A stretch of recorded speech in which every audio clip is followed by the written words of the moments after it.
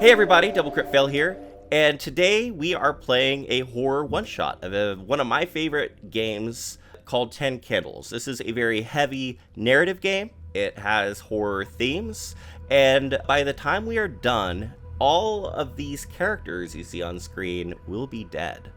So, just a little bit of warning, because this is a horror game, it might contain some unpleasant themes, might contain some descriptions of gore or violence. If you love horror movies, this is going to be right up your alley, but just be forewarned that there might be some stuff in here. So, before we go to our players and have them introduce themselves, let me tell you a little bit about the world they find themselves in. It has been 10 days since the world has gone dark, and it's been 5 days since they came. They are mysterious monsters, and right now, there's very little known about them, even to me. This is a zero prep game, so we're coming in, and I have a few ideas of where we might go, but a lot of it is going to be told by everybody at the table. This is a narrative game where we're all adding to it, and so we don't know where it's gonna go. Our players find themselves in the town of Nowhere, Arizona. This was once a thriving community in the golden age of road trips. It was on Route 66, it had a motel, it had a cafe, just a nice place for tourists to stop on their drive out west or back east. And unfortunately, a few decades ago, back in the 70s or 80s, they built a freeway that completely bypassed our little town of what was once known as New Fair, Arizona, but now that it's decrepit and there's only a few people that chose to stay, it's now known as Nowhere, Arizona. 10 days ago, the sky went dark, the sun never came up. 5 days ago, monsters began appearing and taking the few survivors away. The strange thing about the town of Nowhere, Arizona is those who have gone into the darkness to search and find out what's going on, when they travel down the road, they come after a few miles to a place where the road just disappears. But not only does the road disappear, the landscape disappears as well, just into this black, empty void. And anybody who has gone into that void has never returned. Also, anybody who's been taken by these strange creatures that have started appearing in town have also never returned. And we are down just to a few survivors. Players, I'm going to give you a chance to introduce yourselves, tell us who you are outside of the game, and also tell us about your characters. So name, a little bit about their looks, and who they are as far as character concept. Each of our players also has a virtue and vice. Virtue is something good about this character, a vice is something bad. And they each also have a moment, something special that they wish to accomplish within this game, so you can share that moment as well. They also have one last thing called a brink, which is a dark secret only known by the player and one other player, the person who witnessed it. We're not going to share what those are. Those are going to come into play toward the end of the game. So let's start with Steve Smoky Mills. So just go clockwise as everybody introduces themselves.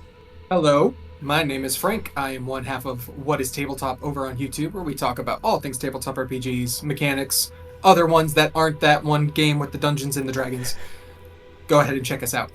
I am playing Steve Smoky Mills. His concept is that he is the town druggie who dropped out of high school. I was humbly given the virtue of unfazed and the vice of dumb. And so this is the character I have. He will find hope in a moment when he can just rip a big doobie, smoke the biggest joint he can find. Fantastic. I love it. All right, let's pass it on over to Big Rod Johnson. Sure thing. My name is Tyler. I run the Bard's College on YouTube, so I talk about D&D and other TTRPGs, GMing, and everything in between. So today I'll be playing Roderick, Big Rod Johnson. Not for that reason. Get your head out of the gutter, because he's a big guy. He's about 6'4", broad shoulders, dark skin. He has really tight black hair. He's like late 20s, early 30s, but he's already started balding a little bit. Always wearing his Letterman jacket, because he used to be the quarterback of New Fair High School. Incredibly small. They almost made the playoffs his senior year, but now he just sort of works odd jobs around the town of Nowhere. His virtue is he is courageous, perhaps to a fault. His vice is that he is jealous, especially of people that have accomplished things outside of the town they grew up in. And the moment he will find hope is when he can actually find some sort of purpose for himself in this world. Excellent. Little bleak, but I love it. Maybe I a love little it. too real, you know? A little too close I to bet home this for guy. some of us. Sure. Let's pass it over to Kiki Paulson. Hello, my name is Kim. I'm Questboard Terrain on YouTube. I have a channel where I build TTRPG crafting terrain and paint minis and tell stories. Today I am Kiki Paulson. She is in her middle 40s. She's a lunch lady at the high school. She recently moved to nowhere because she went through a divorce and she wanted to start over completely where nobody knows her name, nobody knows anything about her, and she moved to the middle of nowhere, Arizona. She's about 5'8", beefy woman, and her virtue is that she is fearless, and her vice is that she's detached. So she will do what she darn well pleases, and she doesn't care about how people see her. And she will find hope when she can be in the light forever. Very nice. I love it. And Al Seneschal, it is passed to you. All right. I'm Peter. I run a YouTube channel called Tales from Elsewhere, where I talk about tabletop role-playing game design philosophy. So really the nuts and bolts of what goes into making tabletop role-playing games. And it also acts as a dev blog for my own tabletop role-playing game that shares that name called Tales from Elsewhere. And I'm very much into action horror and horror in general, so this is all up my alley.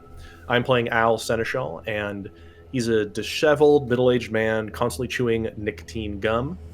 He's got an old suit, his one suit that's clearly been taken to the tailor over the years to not only repair patches, but let it out a little bit around the midsection. And he has big hands and split knuckles. You know, clearly somebody who has had to work with his hands.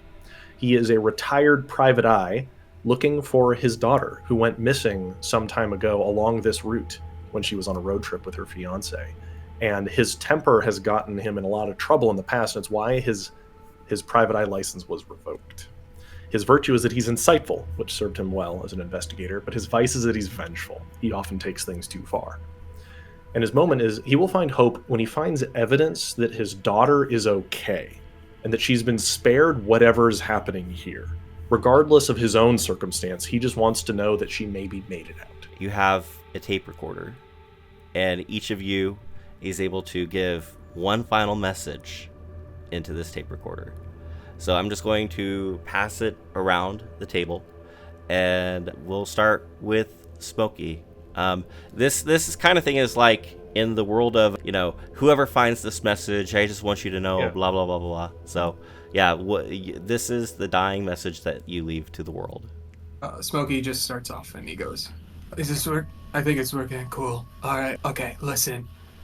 I'm pretty sure they're like pretty chill guys. Like I talked to them and they said you can make it work. So what if this is like one of those movies where like only one person survives and then that person becomes like a rich famous guy, you know? So I think if like whoever hears this and finds this, like just do that, you know, just sell out your friends and like everything will end out fine. Nothing could go wrong as far as I'm aware. Yeah. All right, Big Rod. He just says, if anybody hears this, tell him I went out trying to protect these people. Tell him my life meant something. Kiki. I really thought I'd escaped my hell. I thought I escaped my darkness. If I could only get to the light and stay in the light. Just stay in the light. And Al.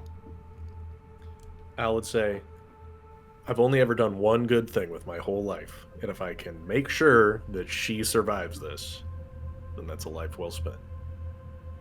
So, your characters are within this community, and I'll let you decide where you all are holed up, because there are a few different places that you could have potentially taken shelter.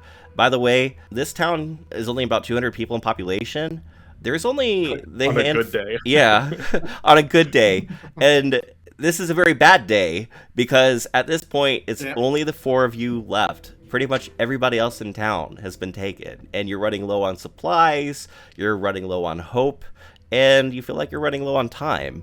But where are you all holed up? You might be I'll give you 3 options. You could be in the town cafe, you could be in the gas station gift shop, or you can be in the motel.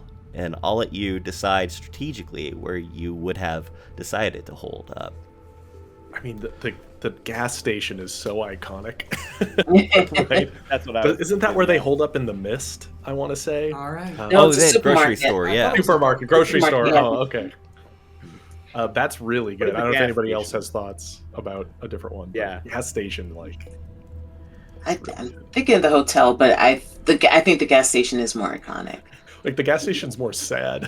It's Yeah, really- yeah. It's not much More It's Not like much it's less yeah. comfortable. There's nowhere to sit. big windows, everything you can Surrounded see by it. houses. Nothing but junk food. Like, at least in the hotel, we'd have a kitchen. Like, here, it's That's just the thing. Twinkies and, soda.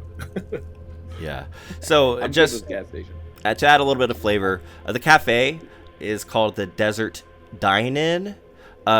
The neon signs are still working, but there's a couple of words out. So it's down to just Deet Die In. Yep. Yeah. The gas station, they all have kitschy names. That's called the Filler Up. And then the motel is called the Stop and Drop Inn. So I'll leave it up to vote. So cafe, raise your hand. All right. Gas station, raise your hand. Yeah, I'll go for the gas station. Okay. And all right. And then no one's cool. That is where you're all holed up. Describe for me how you have fortified this area. Because one thing you know about these monsters, they seem to have no weakness except for they hate the light. That is the only weakness you know about them. It's a good thing we're constantly bathed in that awful neon, or not neon, but right. fluorescent light that's in a gas station that is not flattering to anybody at any time, right? I imagine we take like the ice cream machine, big heavy machine, right? You could put that in front of the door, something like Well, that. I was gonna suggest someone has a rental car. Just kind of. I do have the truck. Yeah. Could pull the truck right up to the front to block it, sort of, right? Yeah, it's a rental That though, way- so we got to be careful. That way, if we I want my needed to deposit get out back. of there, Yeah, Yeah. it's an Yeah. escape route. we I mean, we've got the we racks. can still climb in. Yeah. Okay, so we have Yeah, the we have there's the all racks the food racks and everything. Yeah. We can put those against some of the doors and things. The Yeah, display like racks. ice cream machine could be the back door potentially, right? Mhm, Nice and heavy mhm. because there's usually a back door. Is out it there. still plugged in? Think it should I still be imagine we plugged in could so we keep can it get plugged in. We don't know how long we'll be The able to light. up here, and and it does generate a little bit of light, right? There's a soft glow coming out of the ice cream machine. And sometimes they have those break the chemical flares. Oh yeah, in they'll gas have stations? them. Yeah, So if we have some of those, I'm not going to break those, but I want to have as many as possible. it's a good plan. Get some of Yeah, those. they could be up front. Some of them are just for parties though, and they're up front with like all of the fake drugs that they sell for like erectile dysfunction or whatever. Why they have to be fake? Yeah. I'm Yeah. not testing them, so don't worry. It doesn't matter. Big Rod. What? Probably would have lost. Yeah, Oh, yeah. I was gonna ask you what you have done to help as well. Sure, I was gonna say, I think Roger probably scoured the place for anything that could be used as a weapon, like taking the toilet plunger, getting the end off, and sharpening it as best you can. Any of like the car repair supply stuff they keep in gas stations, grabbing those, trying to make like Molotov cocktails as best they can with any of the liquor that's in there. So just sort of like thinking, all right, if we need weapons, what can we make in a flash? Nothing good, but things that in his head are good. Yeah. So Siphon the gas out of the tanks, out of the holding tank, and put it in as many containers as possible. Ooh, smart. As much of the gas as we can inside. That's a good well, idea. not inside, but yeah, out you there. have Don't done huff that. the gasoline, Yeah, Smokey. you have done that from time to time, but again, you have been running you do have a generator outside that has been keeping the lights on, but you've been having to keep it running 24/7 because the sun never comes up. So you have quickly gone through a lot of your gas supply. You've also have gone through a lot of your food supply because when the sun originally went down, there were maybe a few dozen people that were within this Right. place. But That was as 10 day ago. yeah, as more people have left and gone out to explore or try to find their family or whatever. They just have not come back, except for a few people who have shared the information about they went down the road and there was nothing there. And I'm just wondering, has anybody here seen that with their own eyes? Have they tried to leave and have they seen? Smokey has. Al Probably has. took my truck. Yeah.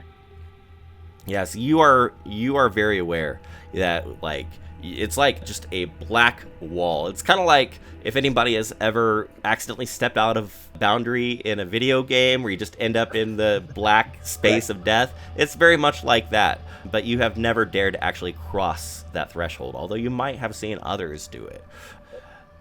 So you are all hanging out, and let me just ask, what are each of you doing right now?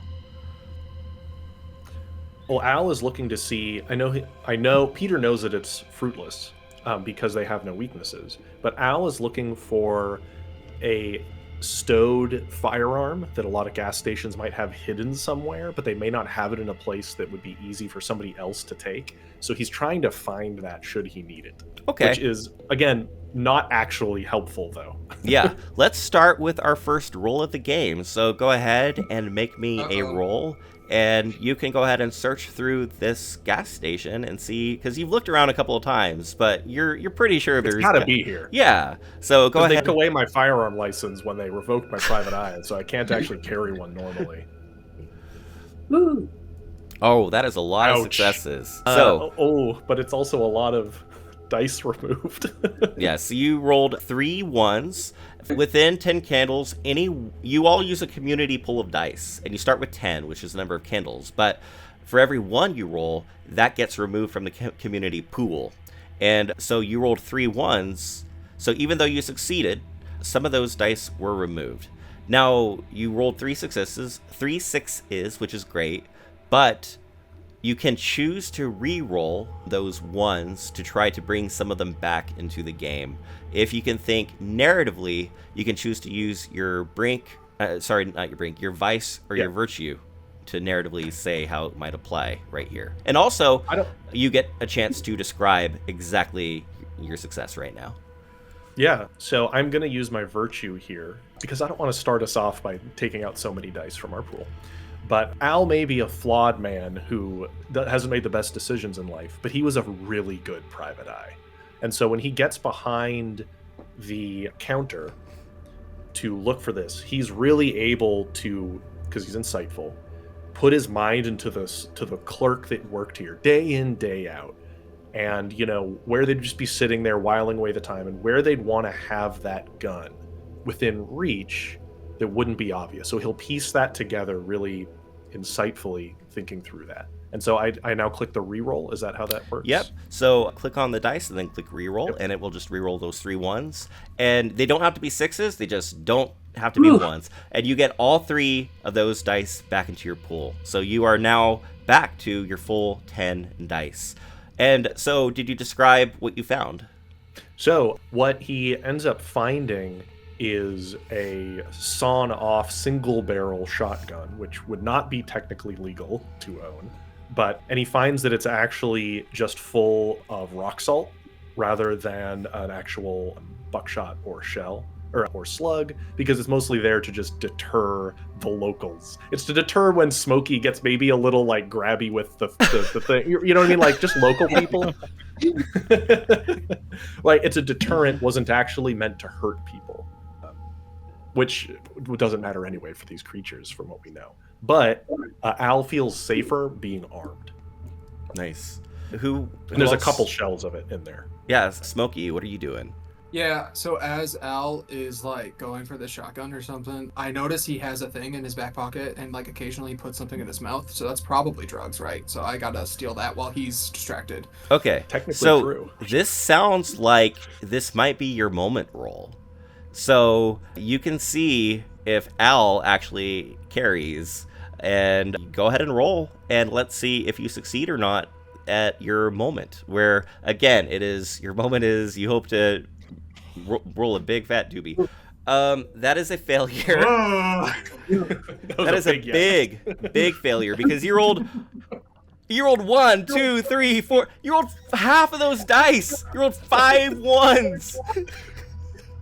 That's so fitting for Smokey, though, right? Like, isn't that just classic Smokey? Wow. So, because you did not roll any Thanks, Diana. sixes, we would typically blow out a candle right now, but you could use your virtue or your vice to choose to re-roll if you can think narratively. How are you using it right now? Well, I'm being really dumb. Like, just going for this. So maybe I also go like, yeah, like, but did you look over there? So Now, make it real even good more obvious. distraction. Yeah, just looking him right in the eyes. Yeah. Yeah, go ahead and make that re-roll. All right, so we got 0 6s. I got a 6. Oh wait, One. 1-6. you got 1 6. Yeah. Yeah. Awesome, and all the ones are no longer ones. So great job. You, for now on, when you roll, instead of choosing to roll, you from now on are going to get to roll with a hope die. Hope die are extremely special. They only go to the player who has them, so it's his own resource. The reasons why they're special is they cannot be taken away if you roll a 1, and they succeed on a 5 or a 6. So, congratulations, Smokey. For now on, when you roll, you're rolling with hope. Describe what you find and what you do with what you find. So I pull out, at first, what is just a bunch of nicotine. Is it gum? Is it like Yeah, nicotine gum. But then looking through, I find a little stash of some more than just nicotine gum, because apparently this guy, he's been holding. I found a little bit of like cocaine in the back, and I just go. Look, Al was a private eye in the 80s, okay? You don't understand. A different time. Different time with different standards, okay? And maybe he hasn't dry cleaned his coat in a while. All right. Miami, 1980. Yeah, from 1988. Yeah. So without getting too descriptive, we'll draw a veil right there and say that Smokey does what Smokey does. Yeah. And you now have hope. So congratulations. That's huge. Big Rod, Good for you, Kiki. Smokey. Good for you. You go from Yeah, rolling happy for 5 ones. Yeah. Wow. Okay, Big Rod, Kiki, what are you two doing right now in the store? I can go. I think Roderick is just sort of staring out the front at the sign that now says "Eat Dying," realizing we're running low on food and somebody's gonna have to go out there to get some. And since my virtue is courageous, I think he's doing his best with without, like, you know, the plastic knives that they give you in gas stations when you buy the food there, to like whittle this toilet plunger that he's gotten into as sharp a point as he can, and getting like mentally prepping himself, because he knows he's gonna have to be the one to save the day and go out there and get the food. All right, let's see how well you managed to create this steak. Sure. So go ahead and make me a roll as you whittle this. All right. That is success. Very well 2 done. ones. You did roll 2 ones. So you could choose if you want to save. Oh, by the way, once you use something, you can no longer use it again. So Al, you still have, that is still part of your character, but you cannot use it as a benefit. Same for you, Smokey. So it's up to you, Big Rod, if you'd like to re-roll those ones or not. I think I'll save it for if I need to, if I do in fact leave this place to go to the cafe, I think I'll save it for that. Yeah, save it if you have to pull a Smokey. Yeah, exactly. Yeah, exactly. and not lose 5 dice on our first. Yeah. Yeah. Dude's not too bad. So I'll that's pass it to great. Kiki. Okay. Kiki, what are you doing to prepare right now? Well, so 2 things. Kiki has started smoking again. Because it's all around her. So why she's, not, right? yeah, she's got those cigarillos, the little cigars. So she's smoking those, no filter. She ripped the little tab off. She's straight out of the roll, and she is continually checking all of the entrances and exits, all the doors. She keeps peeking out and just sort of checking underneath, making sure that there is no way anything can get in without us knowing. Maybe she's stringing some like old cans, making little sound traps to as alarms. Go ahead and make me a dice roll to see, as you're looking around, how if you can spot any vulnerabilities or anything of interest. Whee! All right, so that is you rolled a success, but you also rolled how many ones was that? One. Right? One. Yeah, So not bad. you gonna sacrifice that one, or are you gonna sacrifice your? I'd sacrifice just one. Yeah. Yeah, So I just think I'm one. okay. I think we're okay. Okay. Describe something interesting and beneficial that you find as you're looking through and doing your check on everything. Okay. Oh, as I'm going through trying to look at all of the entrances and exits, I find a trap door that might be another way to get out if the normal exits and entrances are blocked. Awesome. That was a very productive round. So we have a gun, some coke, we have a wooden stake. Coke, guys, coke. Yeah, Wooden yeah. stake. Yeah. And you have found this trapdoor, which might be another alternative exit if something bad happens. Something very interesting happens as you hear a sound that you haven't heard in days. You hear the sound of an approaching vehicle, and you look out, and to your surprise and shock, you see like a 1970s Winnebago drive in to this gas station and pull up to the pump. And you see that there's a woman with like curly hair and big, like thick glasses, like, you know, the ones with the really thick rims. And the man getting out is caught on this balding, you know, like a little on larger side, probably in his late 50s or something like that. And you see him get out, slam the door of this Winnebago, and now he's like trying to mess with the pump, and he's like pulling it out, and he's like trying to figure out how to get it to work. I don't like this one bit. Not one bit. I think Roderick, being courageous to a fault, is gonna open the door just a little bit because we have the car parked in front. Be like, Right. what are y'all doing out there? Get in, quick! Don't you know those things are out there? Do we know who these people are? Do we recognize them? You've never seen them. They are complete strangers. They look at you confused, and they say, well, we kind of got lost. We took an exit. We're looking for gas. I can't figure out how to get this to work. It seems like it's empty. Where'd you come from? Oh, we're just heading to Chicago? We know where from, Yeah. not where you're going. Oh, Long Beach. Yeah. How long have you been Says, here "That's a in this long area?" haul." We've been driving about, what would you say, Laureen? It's been about 7 hours or so? And you didn't see anything weird so far? Other than the broken pump. Oh, wait. I'm closing the door.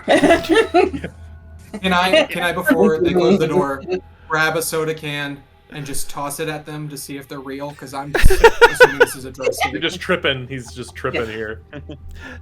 This is going to be a roll, Smokey. Yeah. So go ahead and With make... hope. to Arizona. Yeah, you could do it. All right, so the red die is your hope die. You look like that's a success Success. with Yeah, no no ones. No ones. No All right. whammies. What happens when you throw this Coke can at the? So where do you throw it? Do you throw it at the man? Do you throw it at the car? Where do you throw it? I throw it. It like probably like ricochets off of the car to hit the guy, and then goes. Yeah, I'm he's like, they are real. the woman says, Bob, are you sure? Maybe just ask them for directions to get back on the freeway. If they can't get gas, let's just continue down and see if they're somewhere else. So he says, how do we get out of here? You don't. Yeah, keep going, and if you don't see anything, then you're good. If you do, then come back. I think Roderick will look at the rest of the group and be like, don't we have to help these people out? They don't know Yeah, what's going yeah. on. I'm gonna say like They're driving so. for 7 hours. They haven't found anything. Something's wrong. Are the lights Maybe they've on seen something. under, like around the pumps? Yes. Okay. I wouldn't want that because that's a How? waste. Yeah, we could cut those lights, or do we even know how? I mean, Big Rod, should we go out there and inspect them? You have your giant shiv, basically. Yeah, yeah. I've got a gun. Yeah, we should check them out. Maybe they know something. If they've been driving through that stuff, maybe they could help us, and maybe they have a better idea of what we're facing. Yeah, maybe. I mean, something's not right, though, right? Right.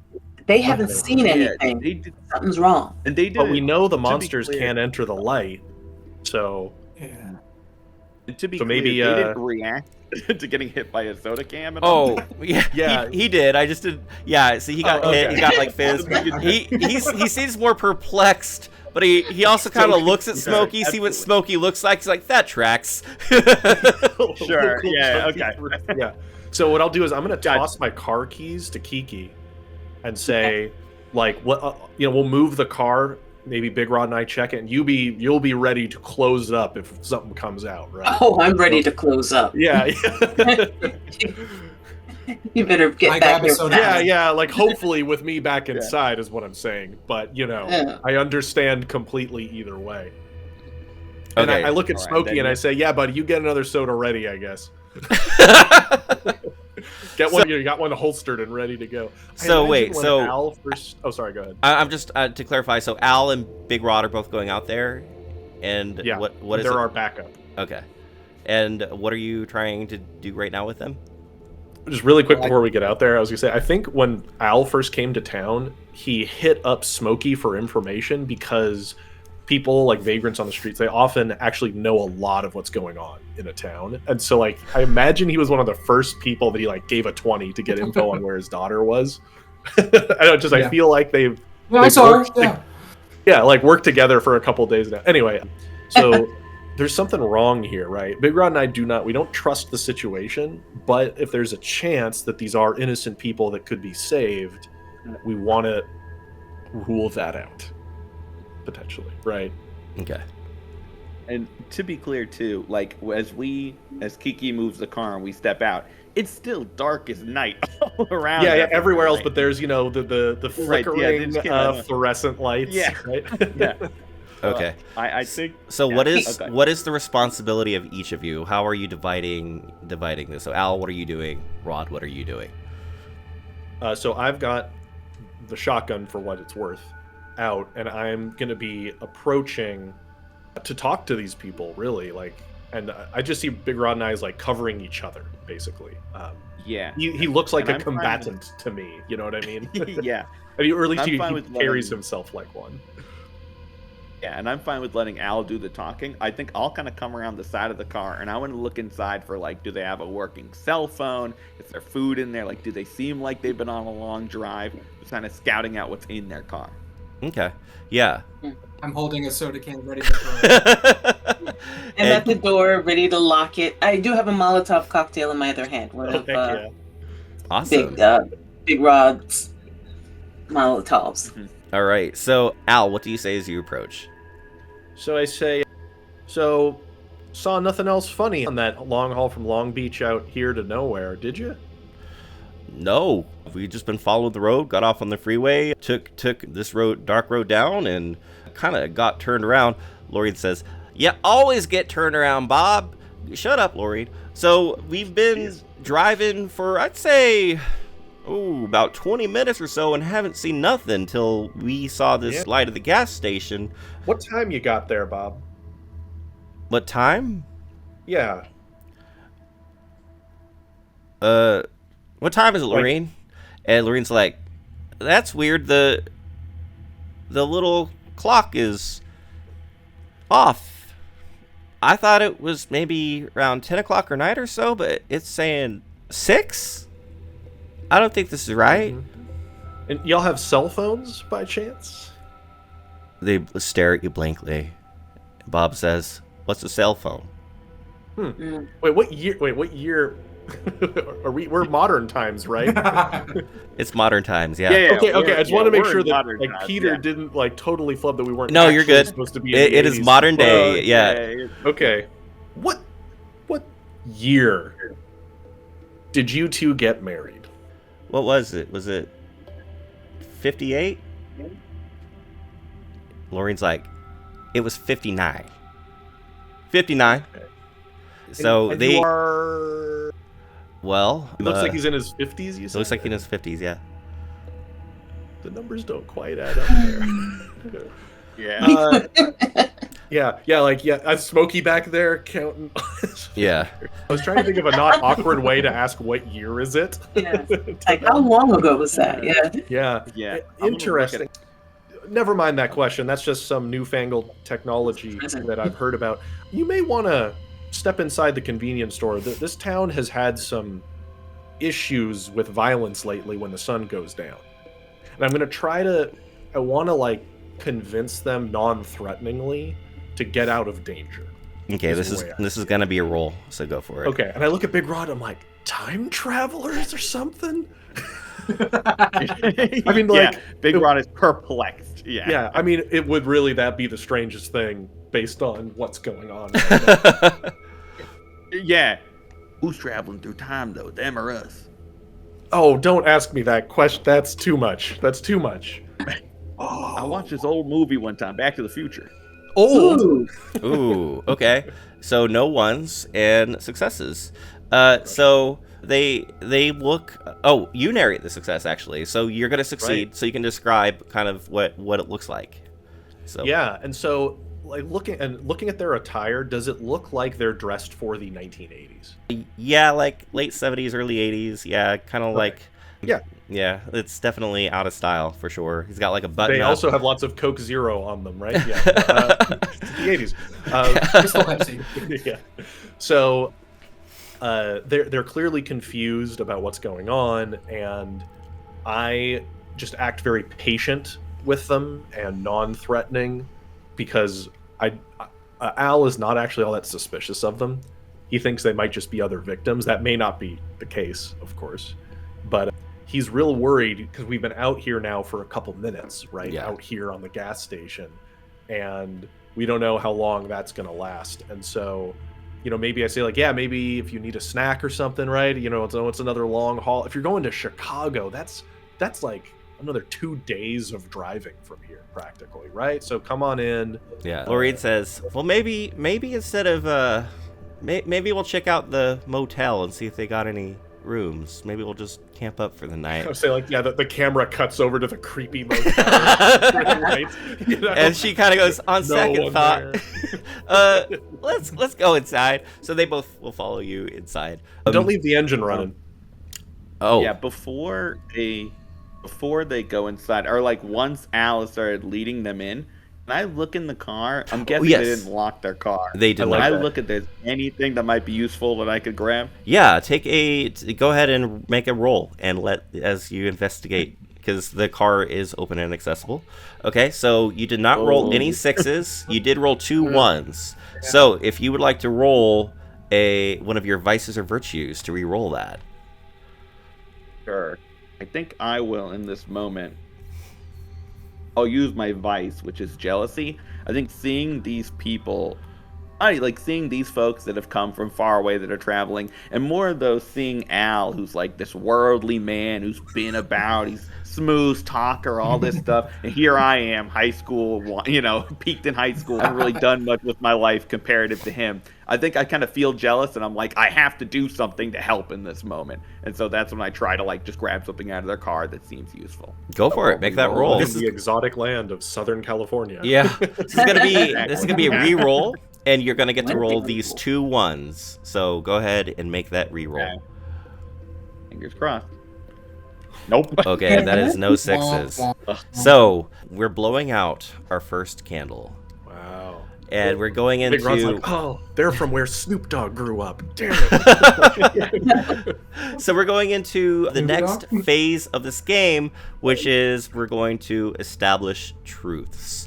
Now, what we do is for each candle that's currently lit, we go around the room, and starting with the person who rolled the failure, so starting with Big Rod Johnson, you're going to say something that is true about this world. And there's only 2 limitations, really. The first is it can't contradict something else that's already been established as true.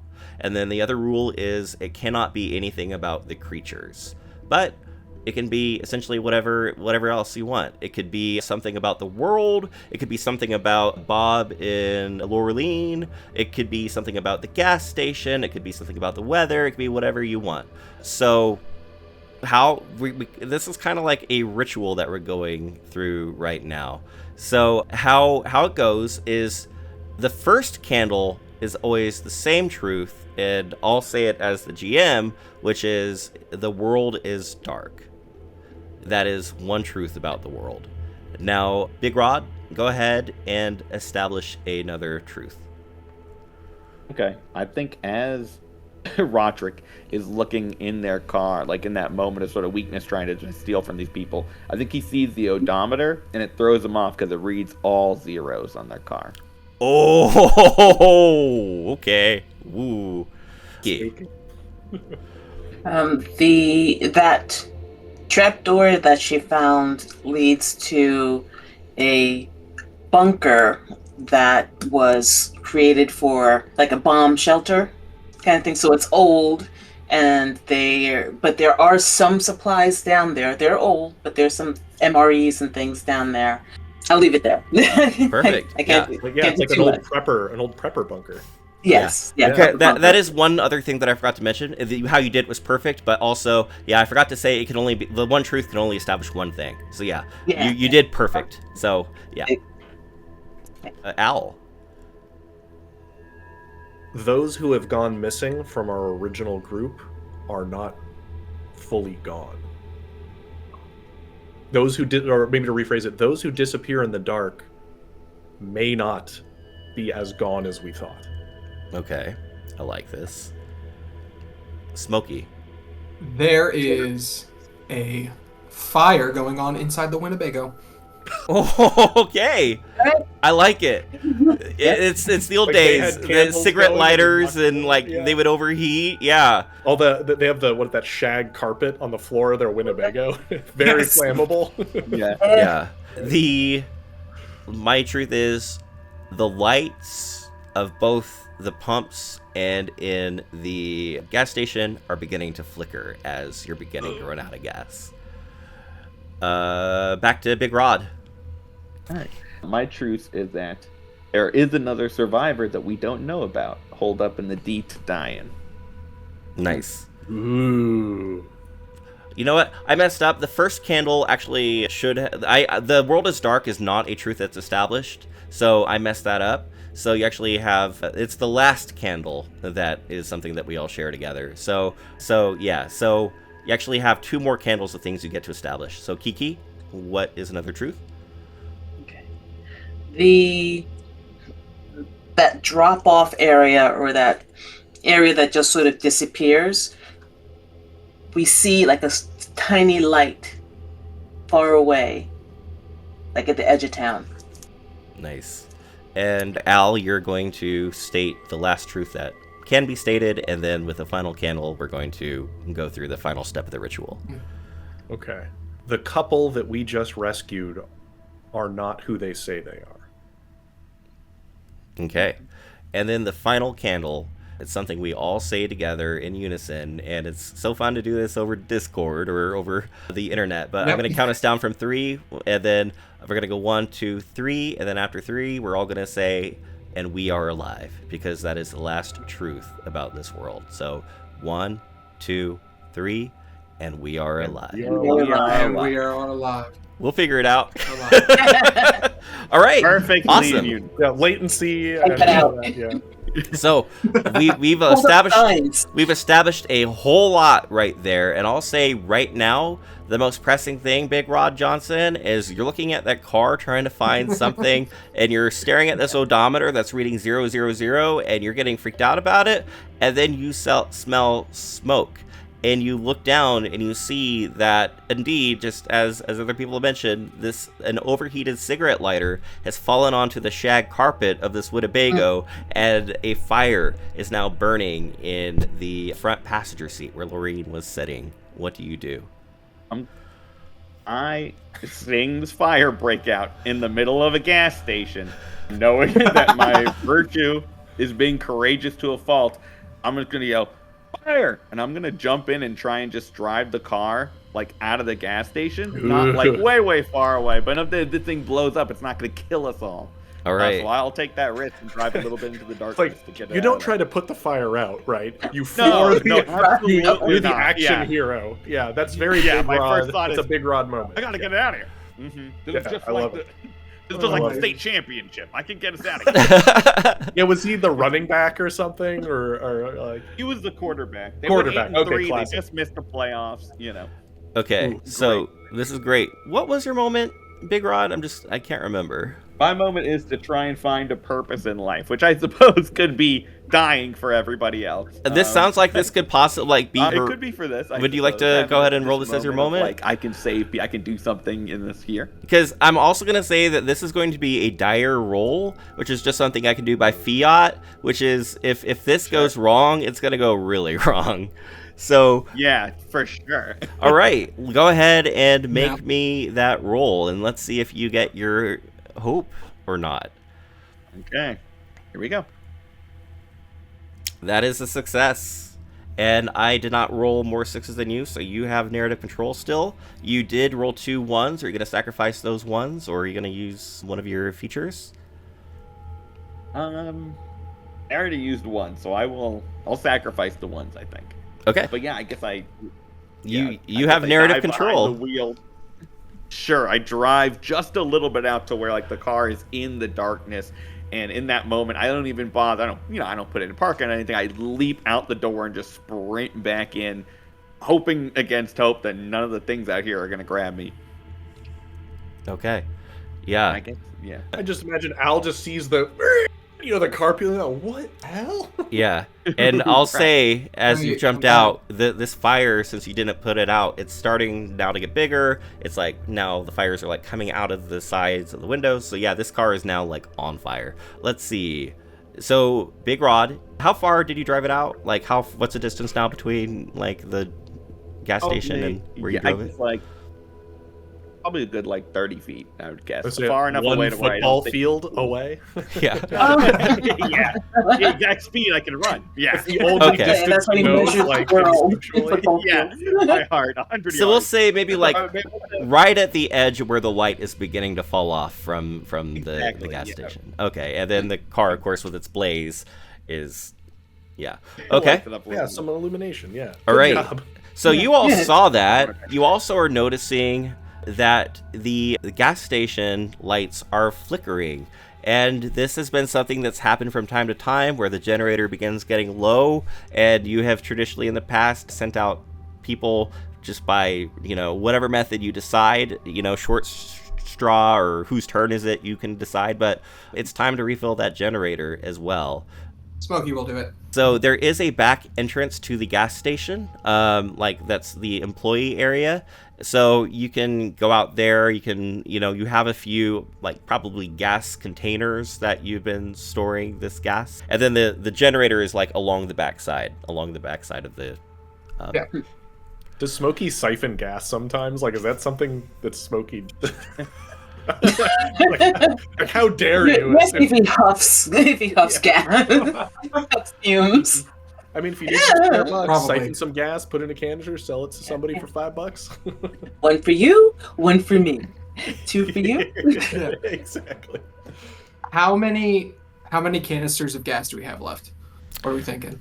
I have said that you're running low, so I'm gonna go ahead and say that you're down to like your last fill up. Yeah, so 2. Okay. Got it. I will take both of them and walk out. Once I get to a far enough range where no one will notice me, I uncork one, pour it off to the side, in the grass, pour the other one in there, maybe take the soda can I have, pour some of that in there, just to make sure that it's maybe not working properly. Just unfazed by all this, I'm gonna go back.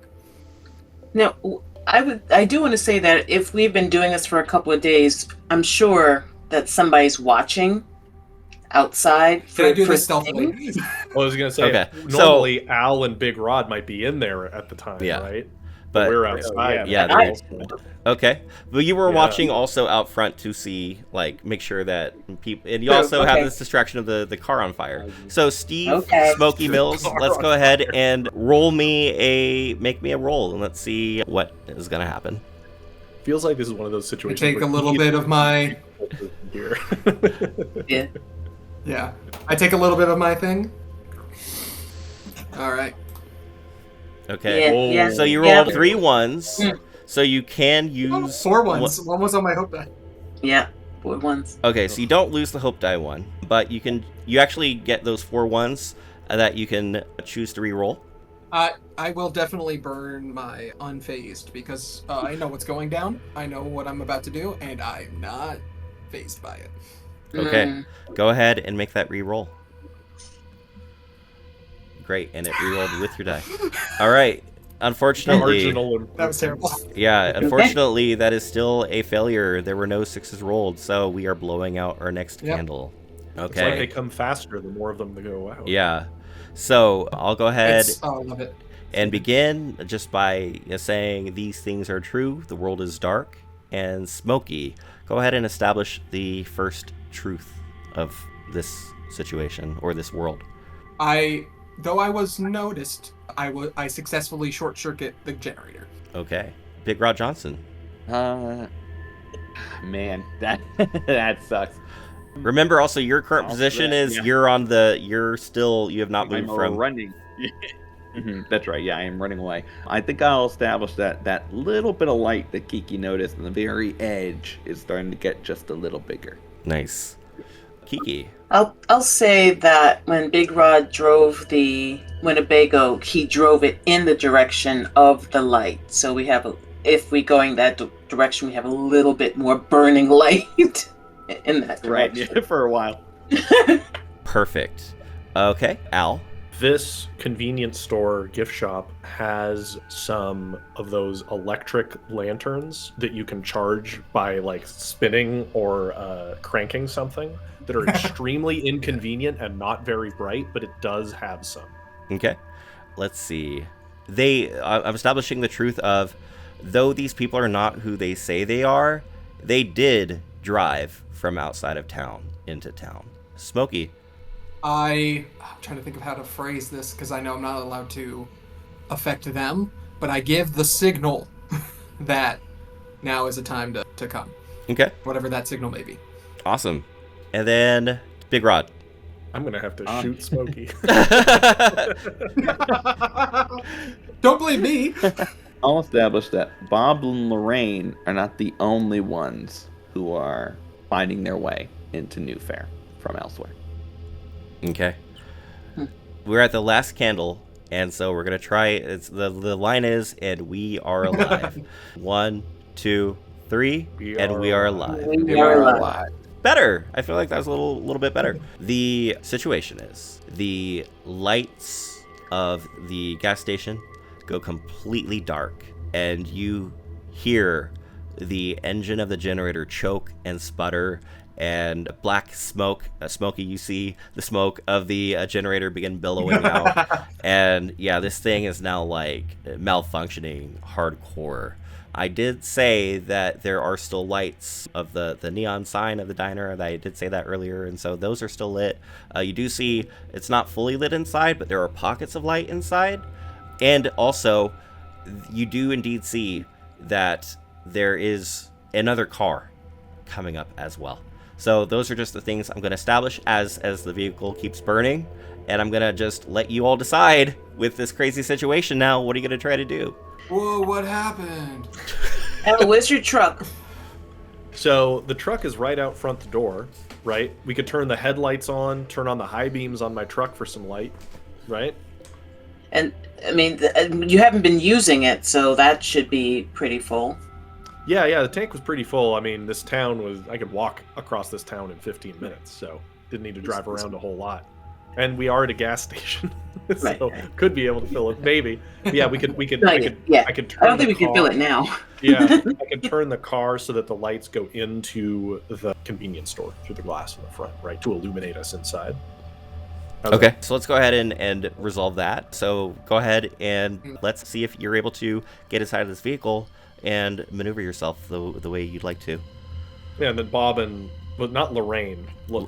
I think I'm changing her name every time. It's like something like Lorene. I think it's Lorene is what I did. Laureline. Lorraine. Lorelai. The two of them. Abinell. I'll get them inside, like shove them over, to get inside. Then I'll go hop in the car and try to move it. Okay. So here I roll dice. That's what we do. That's a success, and you rolled 0 ones. So, Yay. and I did not roll any 6s, which means you have narrative control right now, as you can describe how you managed to do this. Well, yeah, you got to top off cars before you return them back to the rental place anyway. So I've been trying to keep the gas pretty high. So I luckily the lights are on long enough and the fire's big enough that I'm able to do this while the light holds, to get it into a position, do a little 3-point turn on the high beams, and hopefully the car battery lasts for a good while while we troubleshoot what's going on. So I have it turned to illuminate us all inside, because the light should protect us, I hope. Okay. I'll just say, as this is happening, that other vehicle is still rushing forward, and you notice that it's going at a high rate of speed.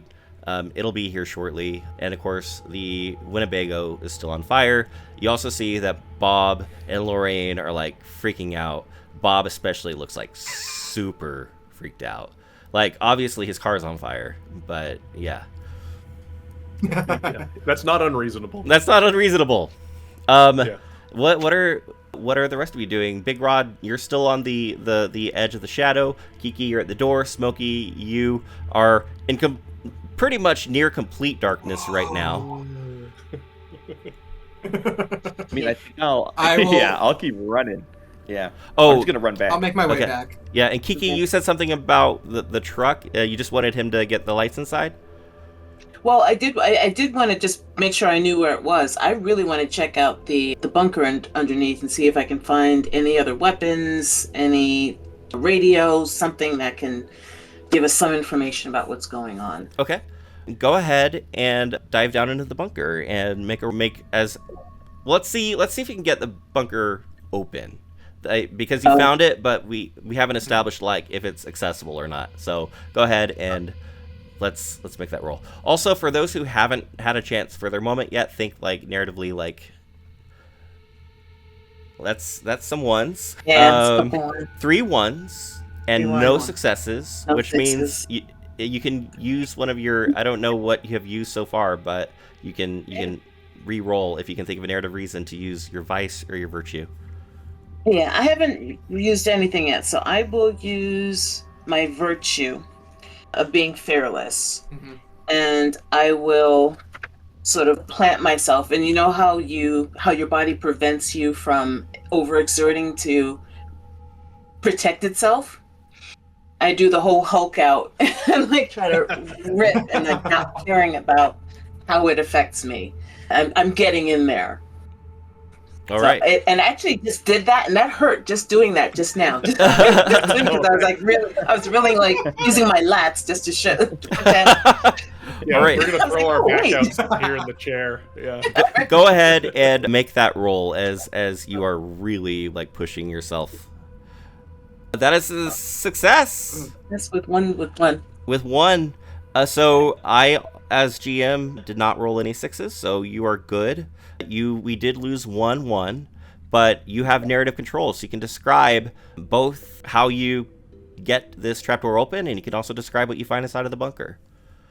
Okay, so I rip one of my fingernails out, like as it comes, as the seal sort of cracks open and there's splinters, and one of my fingernails gets ripped out as I pull it open, and there's a ladder going down, and it's dusty and dark.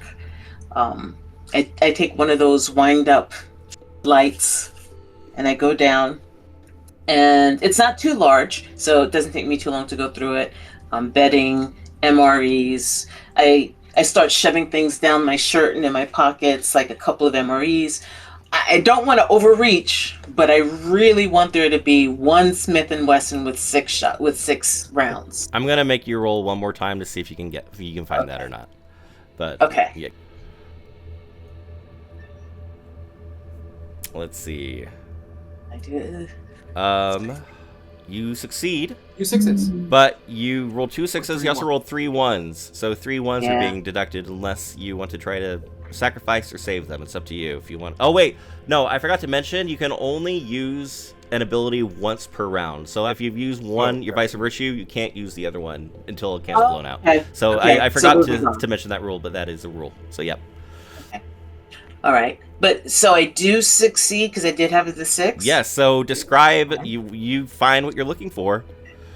All right, so yeah, I find the Smith and Wesson, and I did used to have one, which is why we finally got the divorce, because I did pull it on him. Oh, damn. He deserved it, but I didn't fire, and it was confiscated. But long story. So I do know how to use it. I check it. I was like, yeah. I see that there's actually ammo in it. It moved. I spin the cylinder. It's like, okay. And I put it in my pocket, and I don't tell anybody about it. Awesome. So like Al's starting to really like Kiki. Big Rod, from your vantage point, you're still standing in the darkness. You see that this Winnebago, not only is it on fire, it's still rolling with the momentum from you jumping out. And yeah, this car is now looking like it's beginning to head like directly like toward the burning Winnebago. So I think using whatever light I have, like backing up toward the, backwards running toward the gas station. I'm just going to wave my arm to go, hey, like trying to get the attention of this car to get them to come in, thinking that they're probably just like Bob and Lorraine, whoever they are, and feeling, the adrenaline pumping and everything. I'm an action hero now. We got to save these people. So I'm just yelling, hey, come here. Just trying to like get their attention while I'm moving back toward the gas station. okay, make me a dice roll. And now I roll with hope, right? Because Yes, you have hope. Yep. Very well done, by the way. Thank you. Okay, so that is a failure with no ones, so you have nothing that you can re-roll, which means we are blowing out a candle, and we're beginning to establish new truths, which, Big Rod's having a tough time. the world is dark. Big Rod, you're able to establish the first truth.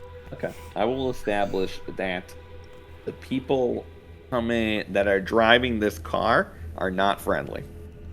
I like that. Okay, Kiki? I'll say that Kiki is, now that she has a firearm, she is very paranoid about everybody around her. She would rather be alone if this weirdness is gonna happen, she'd rather be alone. So she's the on edge. Okay. Al? I want to leave this kind of open-ended, but Bob and Lorraine have something on them that will prove extremely useful. Okay. Leaving it open to what that will be for later. I like that. My turn to establish the truth. The car that's speeding swerves as it nearly hits you, Big Rod. It swerves to avoid you, swerves to avoid the burning Winnebago. It flies out of control, and it smashes into the cafe. And I thought you were going to say my truck, and I was going to be really mad. Smokey. Good. I'm so happy because the idea I had. Okay, the car is from the 1940s and specifically belongs to a member of some mafia crime family. Okay, I like that. Back to Big Rod. I like the idea that Bob and Lorraine were going to Chicago, and that car is coming from Chicago.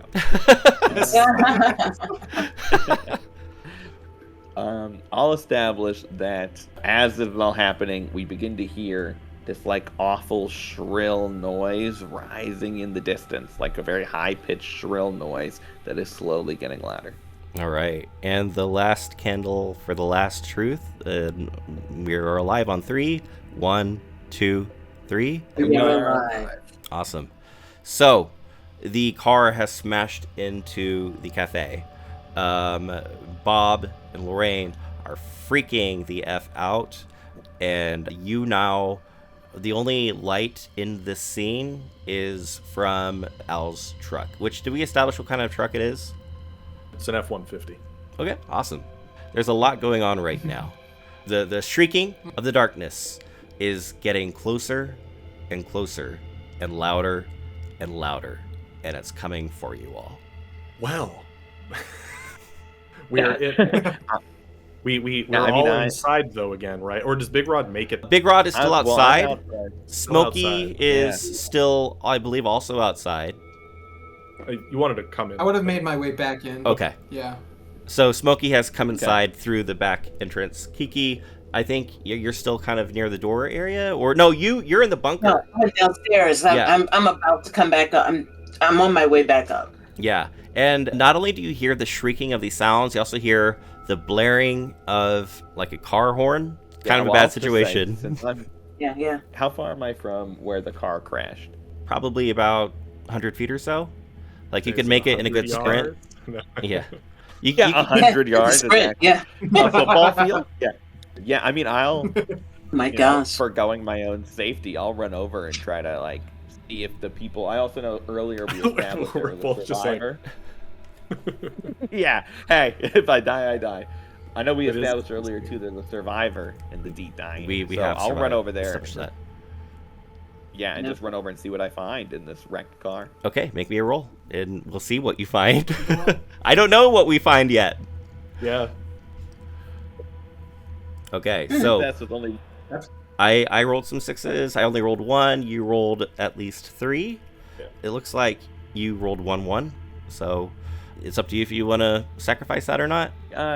Yeah, I'll Okay. sacrifice one. So as you rush up to the blaring car horn, I'll give you full narrative control. The only thing I'll say is what's already been established, just as a refresher. It is like a 1940s, like almost like Dick Tracy-esque vehicle that has smashed up, like solid steel. The car is fine. the cafe is messed up. I think as I rush up, I see as I pull one of the doors open, I see two men, both one older, maybe like late 50s, early 60s, and then one younger. There was one person in the back who looks like they did not survive the impact and the crash. And then as I'm like tearing the door open, I go, we gotta go, we gotta move, we have to get in. And I see they're dressed, big coats. One of them has a cigar that's fallen to the side, big mobster types. But as I'm yelling at them, I see where the door's been blown open to the dine-in, and there is a young woman who is in there who looks like she was hiding that I don't recognize or know. And so I think I'm just sort of confused in general and just sort of go, we gotta go, and point back toward the gas station as the lights and the sign are flickering out. Okay, what do you do about this young woman that you saw? I think I just see her and I'm not recognizing her, which is strange because there's only so many folks in this town. But I think I'll just look at her in the same, there's not even, Big Rod's in action hero mode. He doesn't have time to process things. Yeah. He doesn't have time to get names. He's got to move. So I think he'll just reach out a hand and be like, come on. She doesn't come with you. Instead, she goes back into the darkness and tries to hide because she seems completely freaked out by the situation. Sure. Yeah, it's not that unreasonable, right? No. And she was already hiding before, so this is what happens when you step outside. What? Yeah, absolutely not. I think then if she's being I've been hesitant, to Arizona then with this I'll- exact situation. Yeah, this is a typical trip. I think if she's being hesitant, then I will I'll reach in, I'll start pulling the guy who's probably a little dazed, the mobster, out of the car, and then I'll shout at her who are you? What are you doing here? We gotta go. You See just if I can learn who she is. yeah, you no longer see her because she seems like she's now gone into a different room somewhere in kind of the back storage area or the back employee area, but you do hear the sniffling and crying. So yeah, it's up to you. I'll let you say that you can leave these guys for now or go after the girl, but the thing that's most pressing is this shrieking sound is super close to you right now. You have just a snap moment to decide what you're gonna do. Okay. I think I'm not gonna leave somebody behind, so I think these two seem like they can get on their own. So I'll just point to the gas station and be like, I'll meet you there. And I'll run in and see if I can convince her or get her in any way into the gas station, because I don't think this place is long for the walk. Okay. All right. So make me a roll. That is a success thanks to your hope die. And I rolled 0 6s, which you have narrative control right now. So you can describe.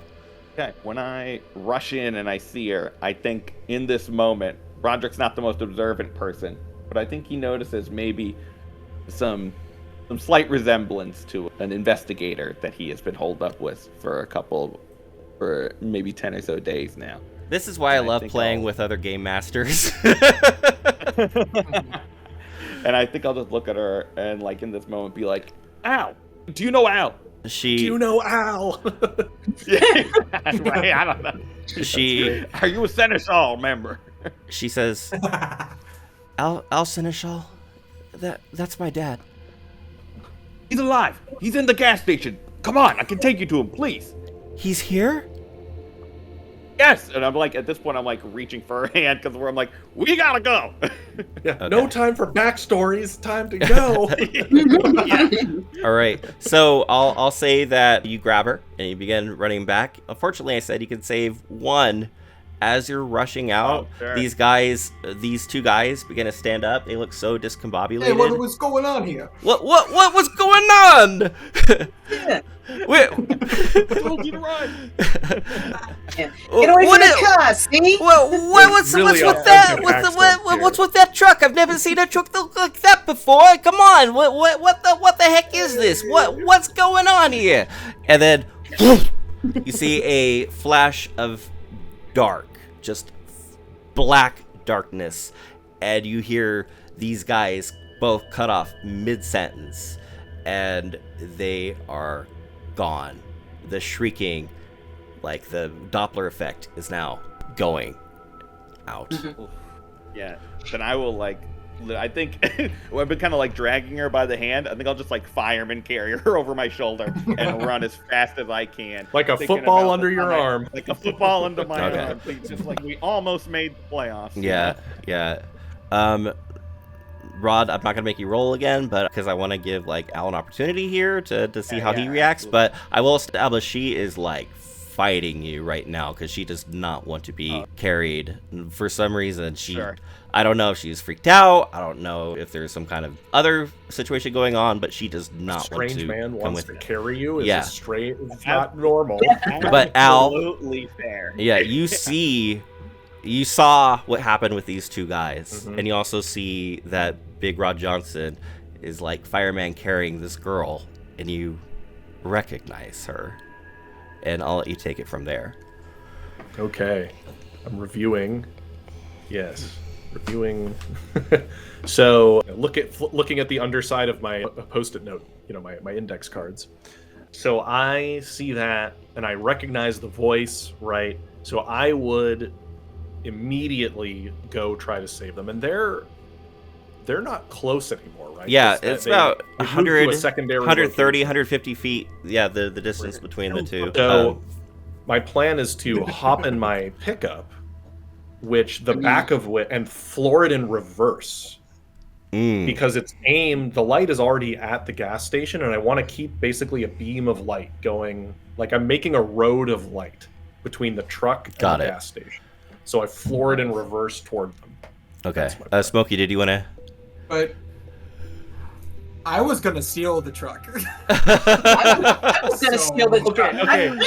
What if? So I said, what if we like did a roll off or something? I want this to be your moment, Al. I want you to roll Okay, right okay. now for the That's right. moment right Yeah. here. We will resolve. We'll figure out what's going on right now. But go ahead Yeah, and this is definitely my moment. make me a roll, and we'll see. Because let's establish what is your moment for So people. I was looking for any evidence that my daughter survived or is alive, but really what he hoped for is that she would spared whatever this fate is here. Got it. Okay. Al doesn't care about his own fate. He wants to make sure she gets out of this. Okay. So hence why just getting in the car and flooring it, Yeah. thinking that they could jump in the bed. Okay. And then Make- he could bring him back. Make me that roll. Roll. Hey. All right. So that is some success. you rolled a 1. It's up to you if you want to chase it or not. Well, I think so. If I use my moment now, it's now active, or I forgot. Oh yeah, I forgot. Yeah, so you cannot rescue that one. That one is gone. However, Right. you have achieved your moment. You have achieved your hope. hope. You have full narrative control right now because I did not outroll you with 6s, so you can Excellent. you got the spotlight. Right. So, Al wants to save his daughter, but the reason he kept the lights on the gas station is he's not willing to sacrifice other innocent people for his daughter either, right? He'd sacrifice himself. So the light continues to illuminate the gas station. He floors it, and Big Rod, who's an athlete, is able to jump in and land in the bed with my daughter. And then I just floor it going back, and then come to a appropriate stop at the front. But actually, I don't, just because it's funny, I don't stop that effectively, and I crack the glass when I come back toward, because I'm in such a rush, and I'm trying to get them all back inside, where hopefully, and I check the tank, right? I hope the tank and the battery's lasting on this truck. Nice. But then I talk to my daughter, and I say, Marion, get in here. It's, and I take her from Big Rod, like, get your hands off her. He's saying, Like, glare at you. Okay. My daughter. I was trying. Sorry. No, it wasn't. No, you Sorry. did good, Big Rod. You did good. And I'll usher her back inside, like, get her in as quickly as I can. Okay, as that's going on, I'll continue from that point. But Smokey, you mentioned earlier something that I completely left a thread hanging on. You said something about you were trying to signal somebody. Please make me a roll to see if you're able to signal something. Ooh, and I want to alley-oop Absolutely. something to Frank in a way. I left the keys in the ignition of the truck in my rush. Smokey, what kind of signal? Kind of describe what signal do you put out right now? Like, it could be a vocal thing, it could be like a movement thing. It's totally blank canvas, up to you. Well, I mean, if the truck's there, I think just blaring the horn, that should do it. Okay, awesome. Go Sorry, ahead. the rental has La Cucaracha. I didn't choose it. All right, you rush inside of the cabin and start blaring on the horn. Please make me a roll. Oh, that is a lot of 6s. Oh, Okay, very well done. You have narrative success, and I'll ask you, and you can narrate this. This is gonna be tricky, but I'm gonna give you a little more narrative focus than I usually would. I'm gonna give you a little bit of control over the monsters right now and what they do, and also, like, yeah, great. go for it. So I slam on the horn, and as that is going, I'm actually going to rip the steering wheel in such a way that the horn is just constantly blaring now, and there's no way to like properly It's just- turn it off without like popping the hood. That's really annoying. As that's happening, you start to see the darkness that's surrounding the town slowly creep in, and it actually overtakes the entirety of the motel. Ooh, the motel is now out of sight, and it is lost in this creeping void that is coming closer and closer to you all. Who invited this guy to come play this? It's not my fault. I understand what is going on mechanically here. Yes. All right. Yeah, right now you hear the shrieks begin to approach again. Guys, this is weird. I'll also tell you that Bob is like having an argument right now with Lorleen. He says, I gotta get to it. And she's like saying, like, you're crazy, you gotta stay in here. And you got the blaring horn, you have this creeping darkness, you have this screeching returning, and you have, I apologize, I don't remember what was the daughter's name established as? Marion is like completely, like, she looks like she hasn't eaten in days, she's looking like she hasn't slept in days. Yeah, she's looking pretty. So that's the scene. I'll leave it up to you guys what happens next right now. Who's gonna try to do what? I have a question for Kiki, really quick. Was your discovery and access to the bunker secret and only known to you? The bunker itself, I'd say that I would have told people about, that there was the door. Right, the hatch to it or something. that there was a hatch. I think everyone was out when I actually opened it. So nobody really knows what's in there. I do look around though and be like, "Where's Kiki?" Yeah. Yeah. Wait a second. But I come back up because I climb back up. Oh, that's right. Oh, that's right. You did come up and you have the hidden. Yeah. We don't know you have the 6-shooter at your hip, Right, so to right. speak. Right. I'll just try to give some food to Marion and some water, or we probably are out of water at this point. It's probably all like Sprite and other Mountain Dew or something really unhealthy. Right. Tons of Monster Energy. Mountain Dew and Coke Zero. Yeah, Monster Energy. Yeah. Doritos. Yeah. Yeah. So I'll try to get her some food, and so now my attention, I'm tunnel visioned on just taking care of her now. I do want to ask, so did we see Smokey is the one that did that to the horn? Did we see that? He clearly did that. You don't know reason why, but you saw him clearly rush into the cabin. Now he's blaring the horn. I think he might still even be in the cabin of the truck right now. But you saw it. So Probably. I'm not gonna. Yeah, I'm going out there because that was I was gonna take the truck and hopefully people would be fast enough to get in, but I was gonna go for the truck. So I confront Smokey and I'm like, "What the hell are you doing?" I'm tripping, man. I pull out the revolver. Get out. He gets out. Go inside. Go on. He goes inside. Okay. Just shuffles, So I want to try to get this to the horn to stop blaring if I can. Go ahead and make me a roll to see if you can find a way to deactivate this horn. And the keys are in it, right? Keys are in it. Because you said you left. Okay. But remember, a horn can continue to blare even with nothing inside. Yeah. No. It's just to drive it. I'm saying. Yeah. Yeah. I got it. All right. You rolled a Fail. 1, and that is a fail.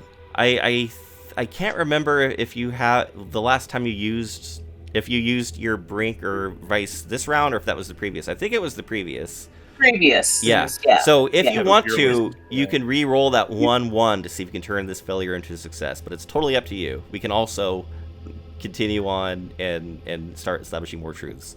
I am quite detached from everything that's going on here. I am done with these people. I need to get to that light that I saw at the very edge of town that might have some kind of safety. So I am going to burn my detachment and I'm going to roll again.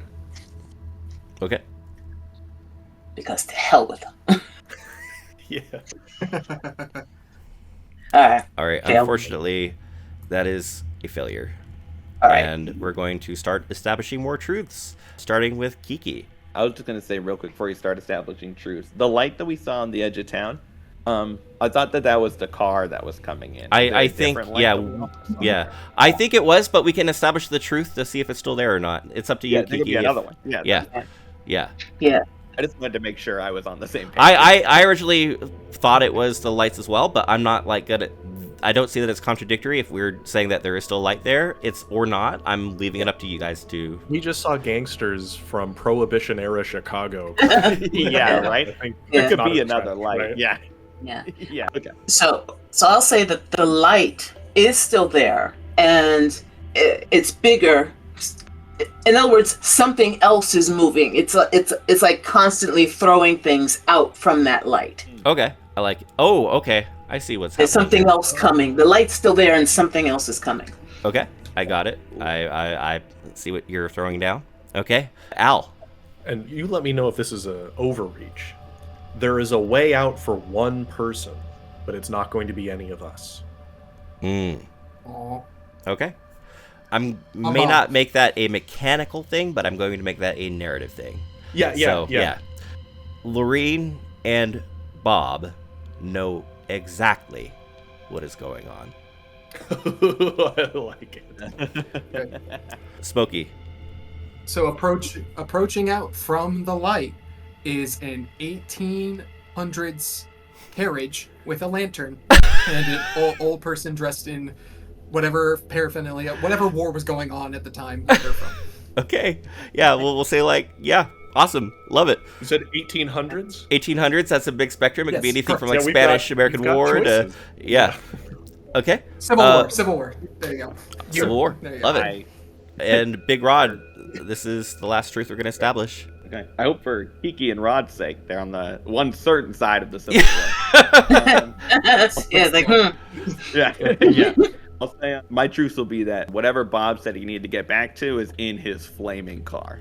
Yeah. And a final truth on 3. 1, 2, 3. And we are no. Alive. I think we got it pretty close to that Alive. time. Okay.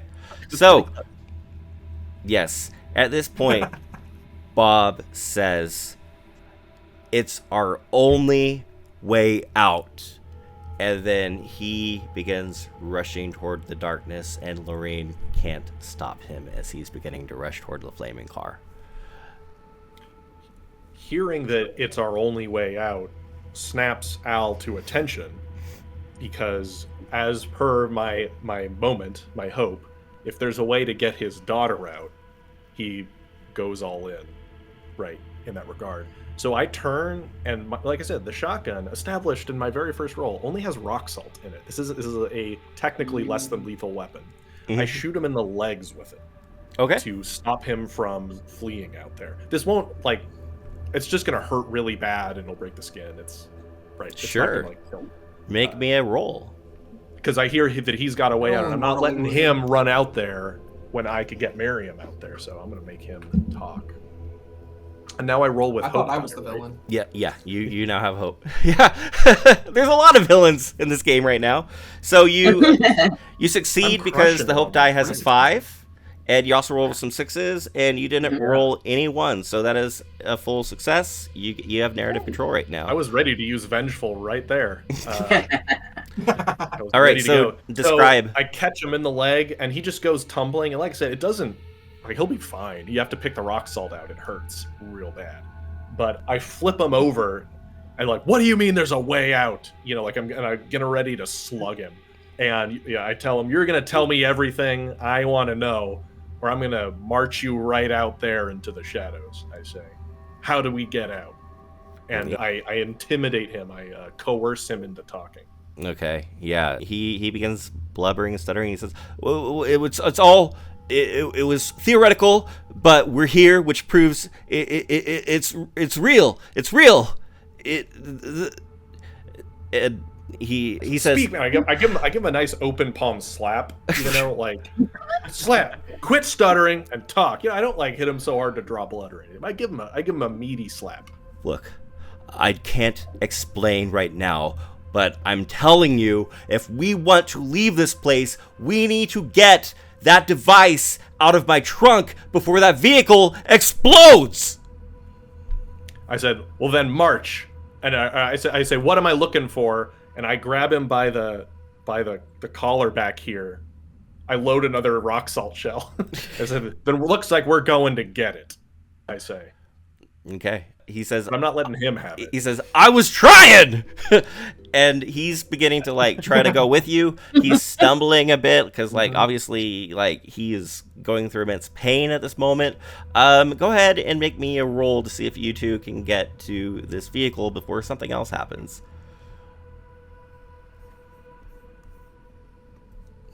Okay, so you rolled. Tie. Ties go to the GM. Hmm. Okay. So your attempt here was to try to get to this trunk. Okay. You rush over there along with Bob. He's got keys. So he's going to go and he's going to just begin fumbling with the keys. I forget. I have narrative control at the moment. So he Yeah. opens it up and you see this. It looks almost like a second car engine. It's pretty big, maybe about 3 feet long and about 2.5 feet wide or something. And it's just got these rivets and these blinking lights. And this did not come from the 1970s. You have no idea where this thing has come from, but you've never seen anything like this before. It looks like it's some kind of strange futuristic device and does not even look like anything you've ever seen before on Earth. Does And it look like I can lift it out? so It looks like it's heavy. I'm gonna continue using. I don't get to very often. So I'm gonna continue using my. Man. You hear a voice from the darkness. He goes, "Tony, they got Tony." That's supposed to be the Italian mafia accent. They got Tony. Hey, they get Tony. You see that one of these well-dressed mafia guys in like his hat and his coat begins like marching over. He's like limping, like it looks like part of his arms is like covered, gushing in blood. And he's just like approaching. He's like, "They got Tony. They got Tony. They got." And then he rushes and shoots at Bob, and Bob is gone. Yeah. Like taken. Same kind of Doppler thing. Like when he goes, "They got it," like turns into that shriek, and Bob is gone. And I am seeing that happen with Al. Yeah, seeing Rigatoni take him out. Thank you. Apologies to the Italian community. Yeah, we're offending everybody. People in the mafia were actually of various ethnicities. That certainly was not an Italian accent, so. Yeah. There's a criminal element in every group. But yes, that's a very good point. Yeah, that is a stereotype, and I'm acknowledging it. So. I actually had a family member in the St. Valentine's Day Massacre. There's my little Peter. What? Yep. Wow. A relative was actually a Prohibition era mobster. Yeah. I'll also say everybody saw this happen. Al, I'm just going to say, if you try to pick this thing up, it's going to be too heavy for you to get alone. And you even realize, because I know that you're going for it, as you begin to reach for it, it is extremely heavy. You're going to need someone else. I'm going to need somebody who's big and strong. So I think I'll grab one of the flares that we mentioned earlier. So that one now of the flares we get a little bit coming of out. light, and go running out to Al to try and just kind of give him a nod and help him try to lift this thing in. I'm going to throw my back out again. Right. Yeah. Okay, Big Rod, please give me a roll as you're going to try to help Al as you two are working together. See if you can get this device. And this car, mind you, is still on fire. That is no successes. That is, you did roll 1-1. So do you have virtue or vice left? Sure. I feel like getting this device might be pretty important. So I'll burn. My virtue is courageousness. So I will, in this moment, It's coming kind of out. like Iki hulking out earlier. Yeah, just thinking about how like this could be our way to get out of here and save all these people. My new purpose. I'll try again. And so yeah, let's see. Not quite. Unfortunately. Not quite. All right, time to extinguish our next candle because that is a failure. And it's time to establish new truths. So we'll begin with the world is dark. And Big Rod, go ahead and tell us what is something true about this world right now. I will say that whatever this device is and does, for like our human minds to use it, could potentially like break your mind and your understanding, and so could require a sacrifice to function. Like that a lot. Kiki. The next vehicle that comes from the light is obviously not of human origin. Al. The device we're trying to retrieve is the type of thing that caused this supernatural event to occur in the first place. Okay. And my turn. And I'm going to make a really hard move right now and say the Winnebago explodes. It's a good thing we're not standing right next to it. Well, That'd be really bad. yeah. And we have one final candle left. So on 3, 1, 2, 3, and we are alive. So this is not going to be true for long, I'd sound. Nope. Yeah. Al and Rod might be soon. Yep, So- we're going out big damn heroes, though. Yeah, the explosion knocks Al and Big Rod Johnson back. Now the entire car is in pieces. It's raining down shrapnel from this Winnebago. And whatever this device is, it is on It is like in this fire, and you can't tell, but it's the flames are like licking at this device, but it seems like it's not flammable in a weird kind of way. But it is in the middle of this fire. Mostly made of metal. Yeah. It'll get very like hot. yeah, like it looks like liquid mercury chrome is the only way you can describe like what it looks like, but it's solid. But yeah, that is what it looks like. Super futuristic, shiny. I just have a question about our brink. So, does that function the same way that like Vice and Virtue do? Like when we fail a roll, we use it? Or? Yeah, so you can use it when you fail a roll. You have to narrate how the brink works. And you, unlike the other cards, you don't lose your brink unless you actually fail. If you fail, you lose your brink, but if you succeed, you keep it.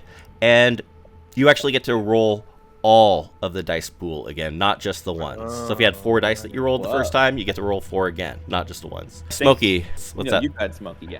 I was saying, so back to Kiki and Smokey with Kiki holding the gun. That explosion goes off. Smokey wants to use that distraction to tackle Kiki and try to wrestle the fight gun. over the gun. Okay. I thought you were already back inside, but no. Okay, you were just still back. He was backing. Yeah. Okay. Yeah. Okay, I'm with you. But then Okay, I'm with now you. I'm gonna try to. Okay, Smokey. Yeah, just so shoot him, Kiki. as the explosion goes off, it sounds like Smokey, you're going to try to tackle Kiki and get that gun. So dramatic. yeah, go ahead and make that roll. We'll see. So that is a success. I also rolled a success, so I have narrative control here.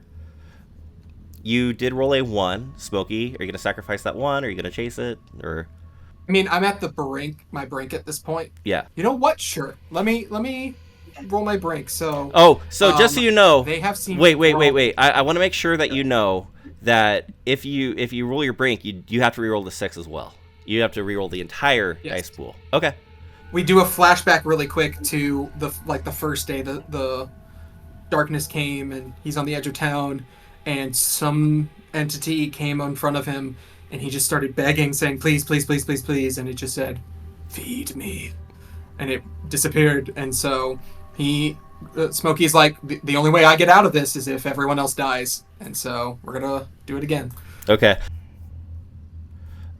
that is a fail. Nope. I'm gonna do something. And I lose my brink. And you lose your brink.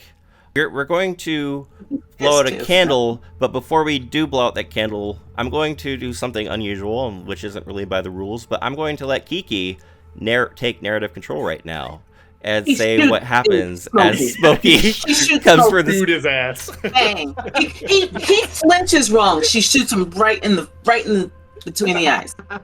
All right. I'm gonna have you make that. He came at me. I'm gonna have you make that roll after we establish truths. But yeah, you are going to take a shot at Smokey right now. Smokey, wow. Okay. I'm sorry, Smokey, but come on. No, completely fair. Okay, so Smokey, you failed the roll, so you get to establish the first truth. All right, man. I don't want to take that away because I think that's great. Yeah. But maybe Smokey starts to feel the presence kind of take over him. So that Okay. when he gets shot, we'll see what happens. I love that truth. Established. Big Rod. I'll say that the vehicle of inhuman origin that's coming in after the Civil War carriage, they want the device that we are trying to get. Very good. Okay. And Kiki, you get the last truth before. She's just going for it. Kiki's able to stop the horn from blaring because she's getting in that truck and going. Okay. And then the final truth. 3, 1, 2, 3, and we are alive. Okay, Kiki, I'm gonna start here just by saying make a roll, see if you shoot Smokey. It all happens in slow motion. Yeah. Yeah. I played this game multiple times. I've never seen something this quite dramatic. That is a failure. Okay. Do you have any more things you can I have my brink. I have my brink I can use. You can use your brink to re-roll the entire 4d6. What is your brink? What is your brink? My brink was that I had been found stealing, or at least witnessed stealing things from the kids' lockers, like their jewelry and money, and I'd say probably grab some drugs out of some of the kids' lockers. Yeah, and Big Rod actually was the one who witnessed her doing this also. Yeah. That's great. So I'm done with everybody. I'm just getting out of here. I'm gonna steal this car. This Okay. truck. Technically, you're stealing from Hertz, not from Al. True. Okay, that is a success. And I'm just going to roll my d6s to see who has narrative control. All right, let's see. Did I get any sixes? I got 3 Whoa. sixes. Ooh, Okay. there's a bunch of You're rolling a slabs. lot So- of those now. Wow. All right, Yep. so I'm going to take this narrative control and say, yes, Kiki, you do shoot Smokey. And though you were aiming for his head, it's not a direct shot. It catches him in the side of his neck. And it is a pretty gnarly wound, but luckily has avoided any kind of arteries or anything like that. But Smokey, you're in bad shape. If you don't receive medical attention sometime soon, you are not going to last very long. However, I will also, using that narrative control and using what was established by Smokey right now, Smokey, you also feel like if you wanted to right now, you could release yourself to the darkness. Can I roll for it? Like, I'm just gonna. You just like, want to see roll. if it happens, or if maybe. Sure. Yeah. Okay. I will. So Smokey's dumb, right? So I think maybe he's trying to control it, and then we'll see what happens. Okay, make the roll. We'll see. This is gonna be very interesting. I'll just say that. Okay. I got a 6 though. And I didn't, so you have full narrative control. So you describe. You got the spotlight, Smokey. All right. So Kiki shoots me, and then just gets in the car and starts working with it. But like, obviously, I messed with the wheel, so it's gonna take some time. As that's happening, and I'm bleeding out, and I'm just crawling, I start groveling again, and as I do, the darkness kind of stitches my wound together. Oh. And it's just like held together by shadow. Oh. And I just like. Yep. I knew it. Mm-hmm. Okay. This So I is. just. I say Al and Big Rod have our own problems. Yeah, right yeah. now. Yeah. Yeah, we're trying to get the device in a fire. Where- This is Kiki's personal war. Yeah. I'm good. I I guess we're understand. nearby. He's got 5 more shots, Yeah. though. Yeah. Al, remind me, what was your daughter's name? Marie? Marion. Marion. Marion is like very freaked out. Lorene rushes out of the gas station to begin running toward Rob. So Bob, not Rob. So Smokey, Kiki, and Marion are inside of the gas station. Big Rod and Al, you see the horse and buggy just get obliterated by this orb of like super fast speed thing, and you just see like it turn into mist essentially. This wagon and this person and this and it begins like rushing, and you see it's making a beeline for this device that's on the ground. That's the situation. Anybody can do whatever they want. I think seeing that then and being courageous and knowing that this device is anybody's only chance out of here, knowing that Al has his daughter, this is my purpose. I'm gonna jump like into the fire and try. Also, I don't even think Al's strong enough to get on his own, but I might be. So I will go into the flames to try and grab this device and throw it out to him. Even if Al's better years are behind him already. Yeah. Okay, this is gonna be a dire roll, Big Rod. So if this fails, there's gonna be like more than just the usual kind of failure. So go ahead and make your roll. That's gonna be a failure. But Okay. I do have brink. my brink, and my brink is that I have a soft heart, and so I think in this moment, pushed to my limits, knowing like all these people are relying on me, even as I can't lift it and I feel like myself burning around, I have to get this out for them. So I will use my brink and try and re-roll it. Okay. He's the heart of this Yeah. story. Like, Yeah. yeah. Yeah. All right. All right, here it goes. One. That's failure. Uh-oh. We got And 1d6. my- Okay. 1d6 good. So 1d6, you succeed on a 5 or 6. So let's see. Okay. Here we go. All right. That's a 4. Oh! All right. So Almost. we're blowing out a candle, and we're down to just 3 candles left. So these things are true. The world is dark. Big Rod, you get to state the first truth. Okay. I think the truth that I'll state is that in the scuffle between Smokey and Kiki, they're going to damage the truck in a way that renders it not usable.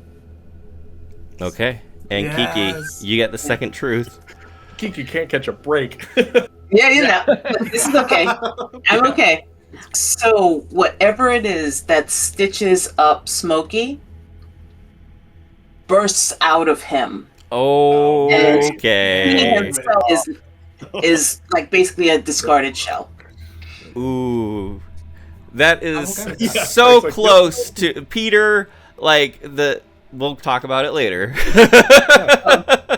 Wow. Okay, and the final truth on 3. 1, 2, 3, and we are alive. Yeah. We are alive.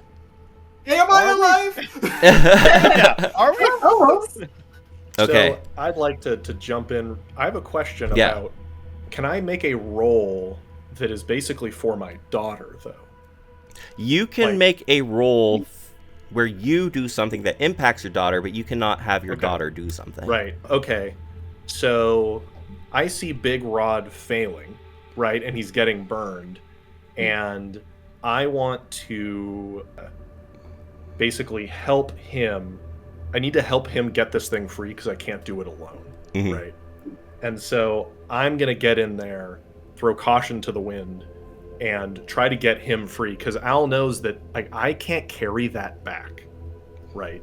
I'm not strong enough to carry the device back. I need Big Rod to not die here. Right. I'm So he can carry that back. got right? it. I forgot to say that was a dire roll. I did promise that there'd be some consequences. Oh, right. Yeah. So Yeah. Rod, you look at the skin on your arms. You have essentially no skin left. It's been Ooh. burned away.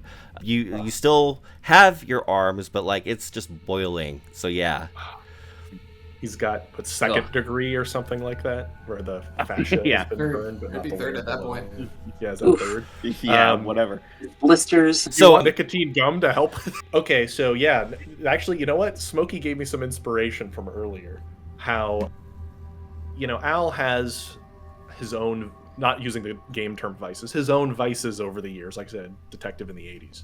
And he actually, when he threw out his back when he was younger, he actually got a little addicted to morphine at that time, as it was prescribed for the pain. And he actually still has a shot on him that he can give to Big Rod to help him push through the pain of his arms and get it free. Okay. And so he's going to help, and he's going to give him the painkiller Okay. to help him out. That's Roll the for plan, it. at least. Hey, at least I'll die That's high, the you know? plan. Wow. Okay. Number That 5 is a success, though, right? That 'Cause it's is- on my hope die. exactly. Yeah. So that is a success. Yeah. Nice. Very well done. And I didn't roll any success. So you have narrative control.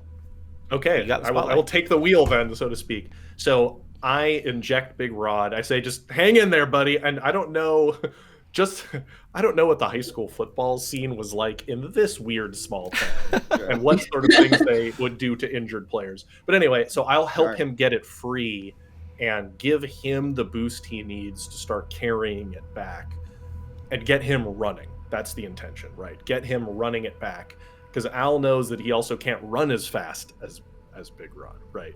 So the goal here is I get him running, and Big Rod has what he needs at least to ignore the pain for a few minutes. Yeah. So to Rod, make this happen. yeah, he is basically just giving you this morphine, adrenaline. It's the best you have ever felt, even when you're at the top of your great. game. Yeah. Yeah. So And I say to Big Rod, he's running. I say, "You get her out of here," referring to my daughter. "You get my daughter out of here," and I send him off. Rod, I'm passing you the spotlight.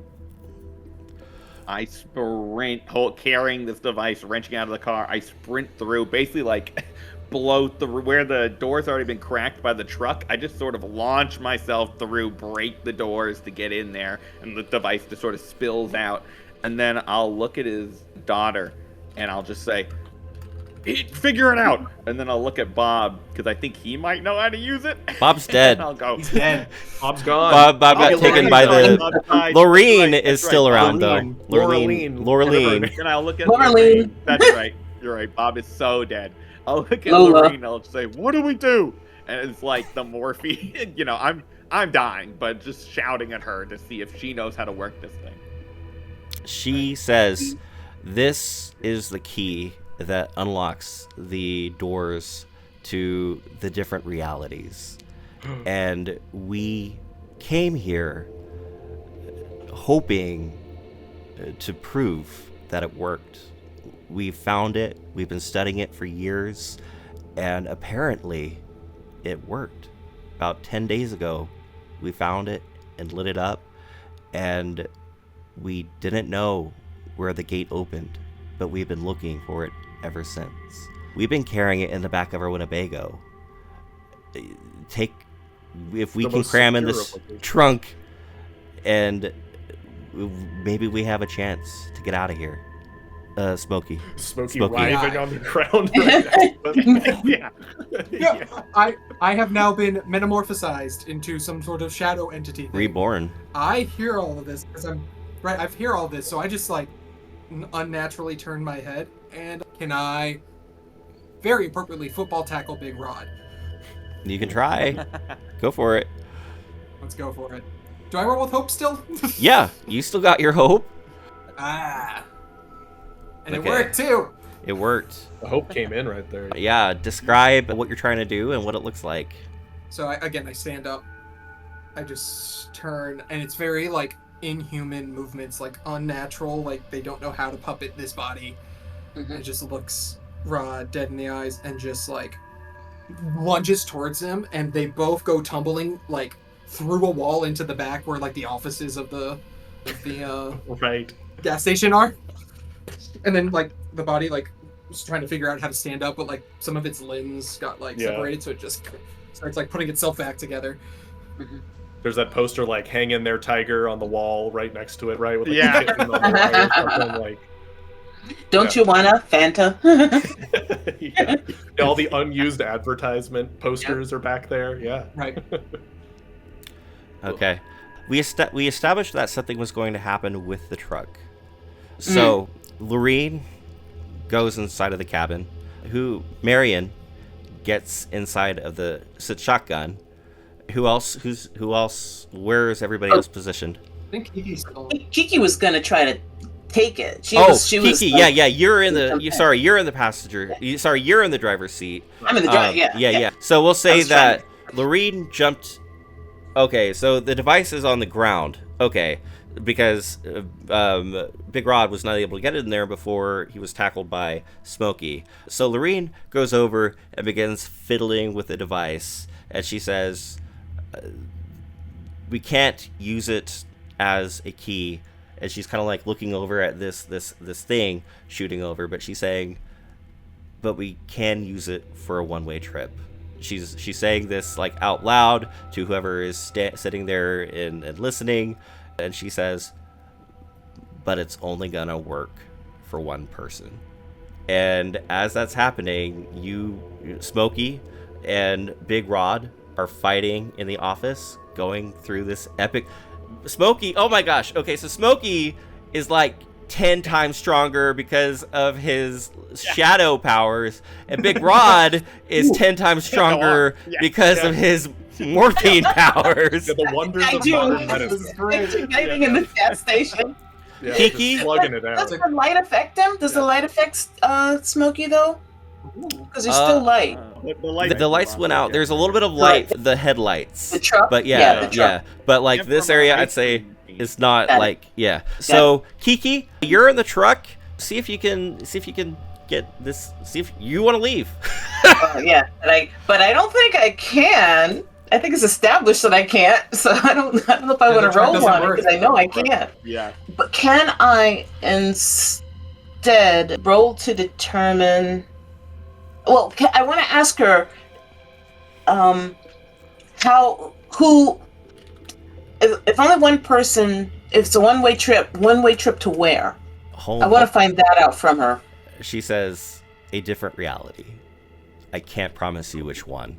Yeah, I'm not going. I don't know where. I don't know which one of these realities. I might end up in the Civil War. Like, I'm all right. So again, do you want to roll the dice on that? Yeah. So Kiki, what is your new plan? Like, I'm gonna let Marion go. Okay. She. I'll ask her to take Marion. Okay. You want me to roll for that then to see if she'll take Marion or? Yes, because she probably wants to go home herself. So let's see if you can convince her. Yeah. I'll try Oh, that. also, what is your moment? No, I didn't use my moment yet. What was your My moment? my moment was I will feel hope when I can be in the light, like eternally. In other words, there is no darkness. Okay. I'm going to say this doesn't have to be a literal statement. Mhm. If you feel like this will, I'm just gonna like, I don't want to take control of your character or anything, but if you can think of another way that being a light within darkness or being no longer in darkness could apply in a situation like this, I'll let you roll your moment. Yeah, I mean, I can see whatever, because I'm still seeing the big light at the edge of town that's getting bigger and things are coming out of. So Yeah. that light still is there. Okay. And So here's what we're gonna do. Yeah, we're gonna see if you can drive this truck toward that light. that's what I was trying to do at the very beginning. But, things coming out of it. Okay. Donkeys were coming out and breaking the car. Okay, let's do that. It's all right. Okay, Kiki, All right, go ahead, and this is going to be a roll for your hope, so go ahead and make that roll, and if you succeed, you're going to have hope. So roll with hope die or just normal roll? Normal roll, and then if you succeed, you're going to have hope going into the future. So unfortunately, there's no ones and no sixes. So your chance of ever having hope again in your life are lost. And I got narrative control right now. You knock the engine into reverse, pull it onto the road, begin going toward that light. You push the pedal to the metal, and you come so close. You see that light, that tunnel right in front of you, and suddenly it just collapses in itself. And you just see this wall of void and darkness.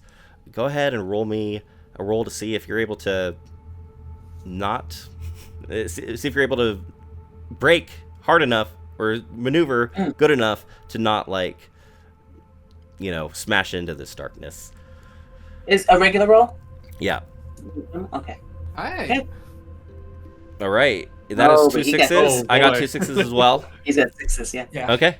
Yeah. So you slam on the brakes. It fishtails over. You are in the darkness, and you just hear, you're so close. You just hear this, your ears are hurting, like it's reverberating in your head. All of this shrieking, all of this darkness, all of this pain just reverberating. This, whatever this force is, this abyss is pure evil and wants to consume everything. Smokey and Rod, what's going on with you two? What's going on, guys? I picture I'm trying to fight back. Get out. Feel the pain, but like the skin and muscles like coming off my arms as I'm trying to punch and knock them off. I'm trying to just get free so I can get back to this device and do whatever it does. Okay, Big Rod, I'm gonna let you make that roll. Did we fail a roll? Do we have to take a candle out or? Oh yeah, Well, yes, we did. The moment failed. Yes, thank you for that. Kiki, you have the roll. You have the truth right now. We only have one truth, and you get to establish it. Marion escapes. Yay. That makes me happy. All right. Thank you. Wait, what? You Huh? have to do the. And We are. And, oh yeah, 1, 2, 3, and we are alive. that was like such a powerful thing that Kiki said. It kind of like took me out of the moment. Oh, Okay. yeah. So Yeah. Marion looks at Al, and you just see like she's got like tears streaming down her face, and she's like shaking, and Lorleen says, "You're the youngest.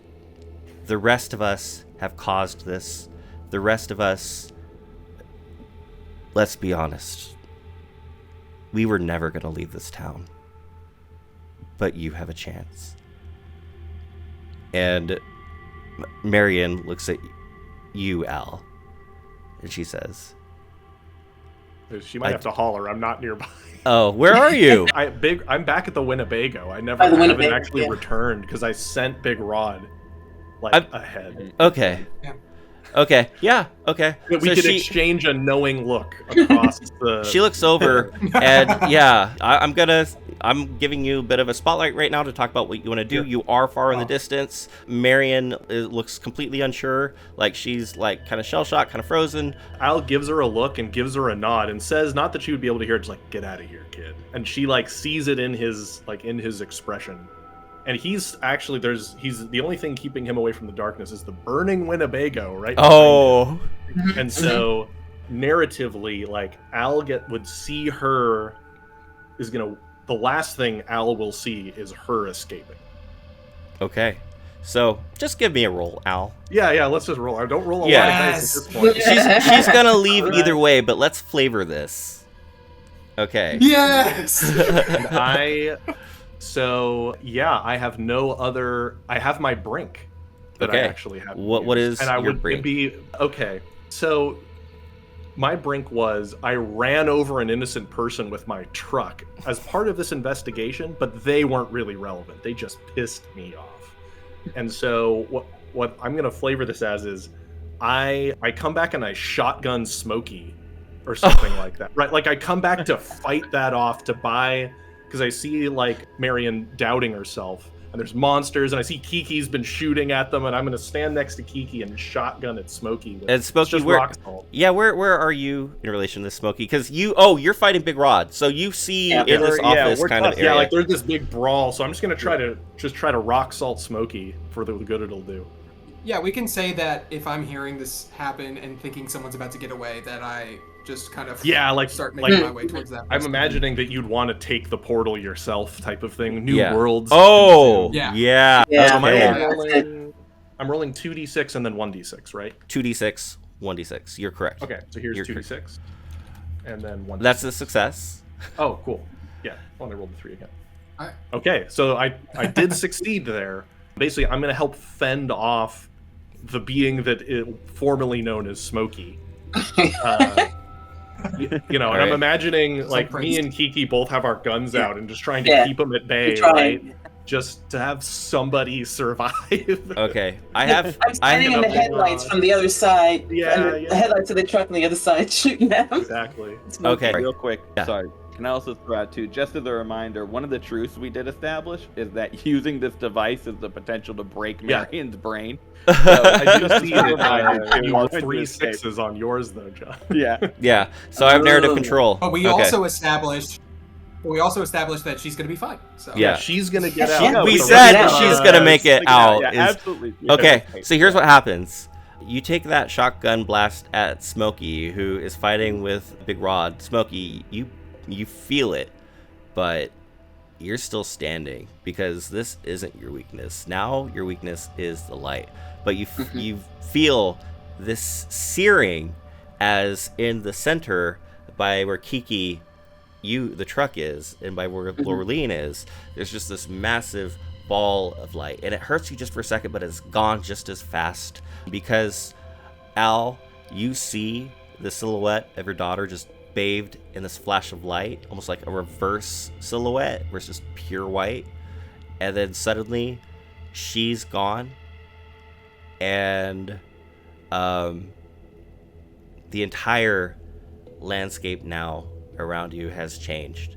You look around and it looks like you are in a nuclear test site town where like everything's just been blown across and like annihilated, but you're looking and you're like, oh my gosh, the stop drop and in should be there, but it's darkness. But that is the cafe, that is the gas station. Where are we? Oh, no. And you look at Marion, and Marion is gone, but you hear this shrieking and screaming of all of this darkness, and you are now like, you watch as the cafe fades into wall darkness, and now it's just this little circle, maybe about 30 feet, I look over at Kiki and I say, "You got another one of those cigars?" As I was gonna take out a nicotine, and I throw the nicotine gum away. I light it and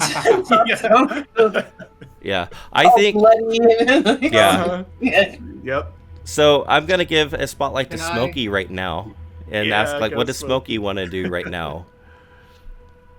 Well, again, his new instinct of like he wanted that device, it's gone. So he's gonna quickly grab Al and then throw him with the other two, and then hopefully just try to like kill all three of them at the same time. Yeah. Okay, go ahead That was an and easy kill. He's not young. make that roll, Smokey. Oh! Ooh. All right, so I have a narrative control right now. You have there can. Oh, huh. Yeah. Yeah. Kind of works for your favor anyway. Right, Yeah. Right? Okay, so you pick up Al and just slash him, and just Al, your face is now like kind of ripped and torn, Oh, like yeah. shoulder down, from face down to shoulder to down to ribs. Yep. You're still living, and Smokey, you hear in your mind this darkness call out to you, and it says, "Make them suffer." Guys, back to who would like to do what? I'm just sitting there like badly wounded with the cigar, loading another shell into the shotgun. Yeah. Yeah, With it's, a and bit of more. Oh, go ahead. no, go on. Sorry. Yeah, we haven't been to Big I Rod in was a gonna moment. say- Sure. With the bit of morphine that I have left, I'm gonna get up. I'm gonna pull out Chekhov's plunger that I sharpened.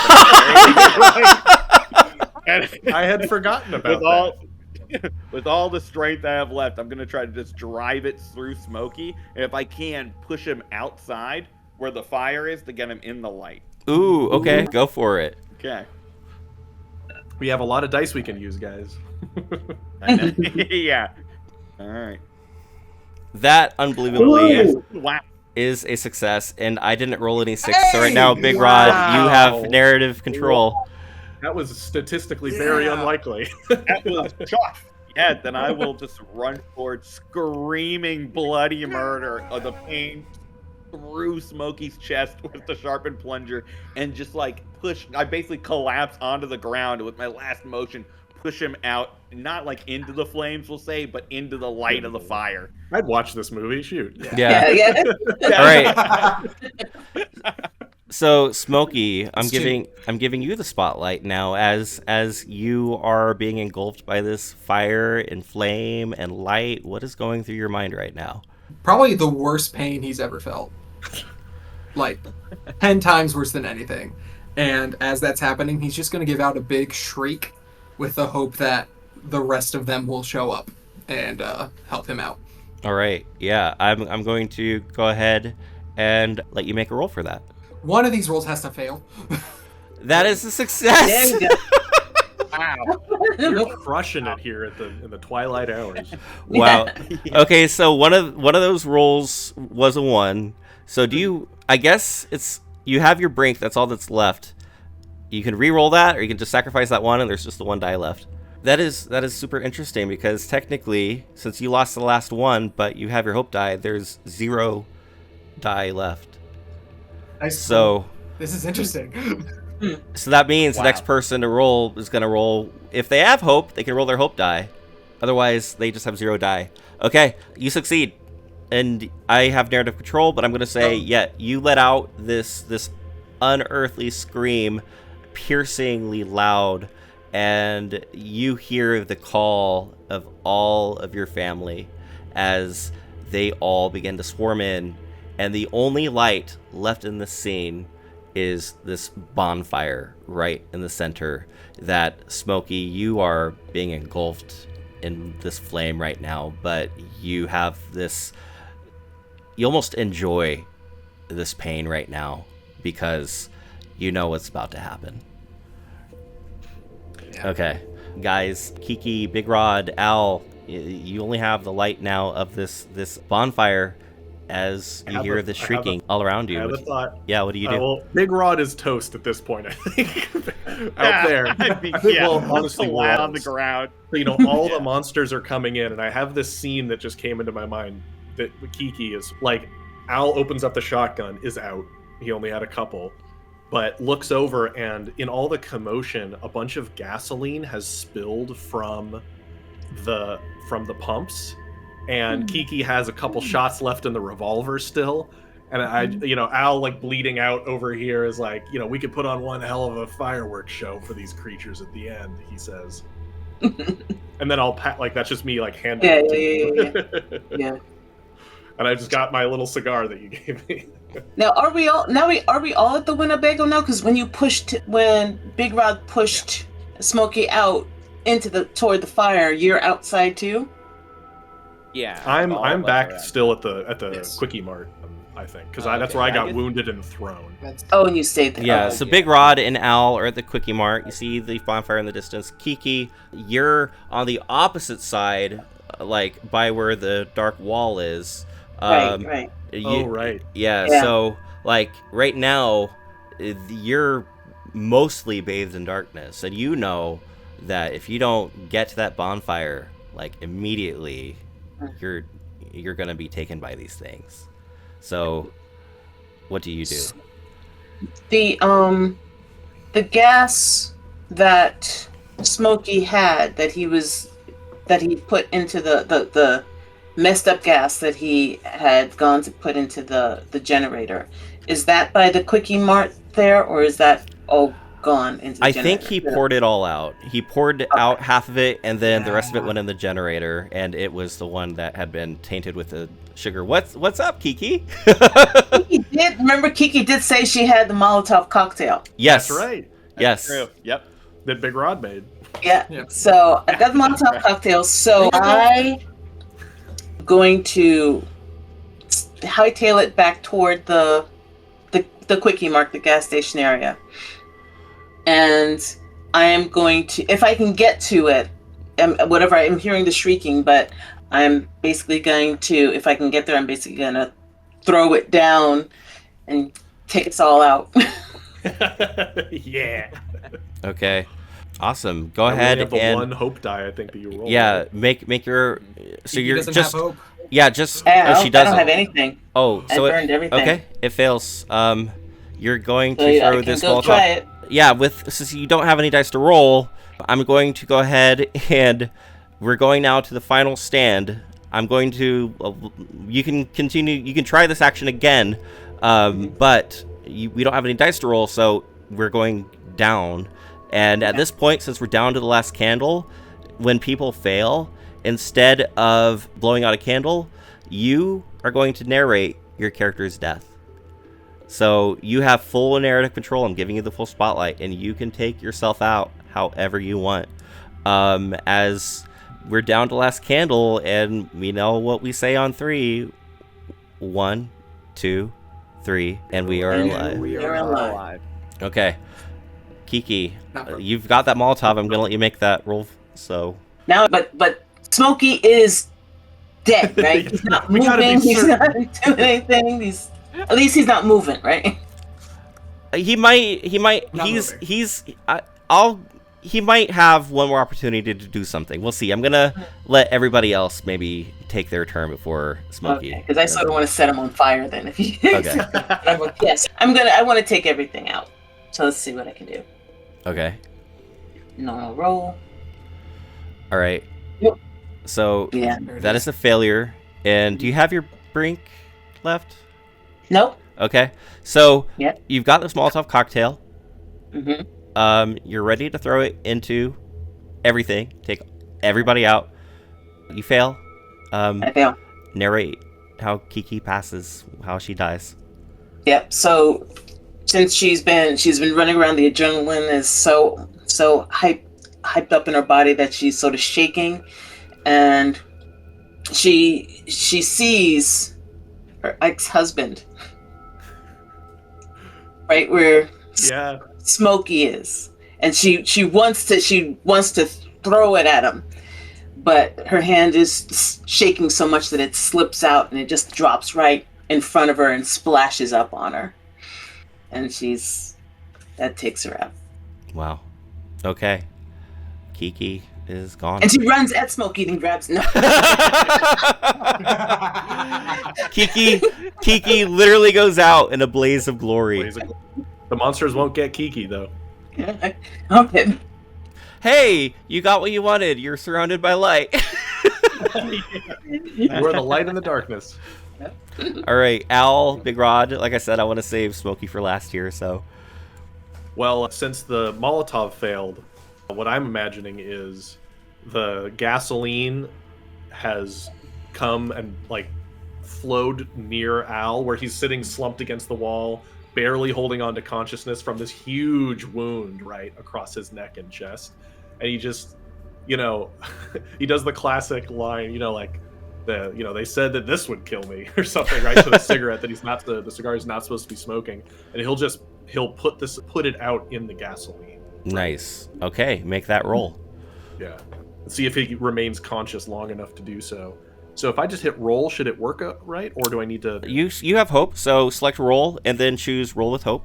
Okay, that should work. Okay. There it is. Do you have your brink? No, I used my brink. But did you fail when you used it? To succeed, so I could do it again. Yeah. Yeah, I did succeed last time against all odds. So I just roll 1d6 and then 1d6 now, right? Yep. Okay, here we go. Oh, okay. Oh, Wow. yeah. That's a success. So, describe your character is going to survive this moment and also accomplish what he's reaching to do. So tell me what happens.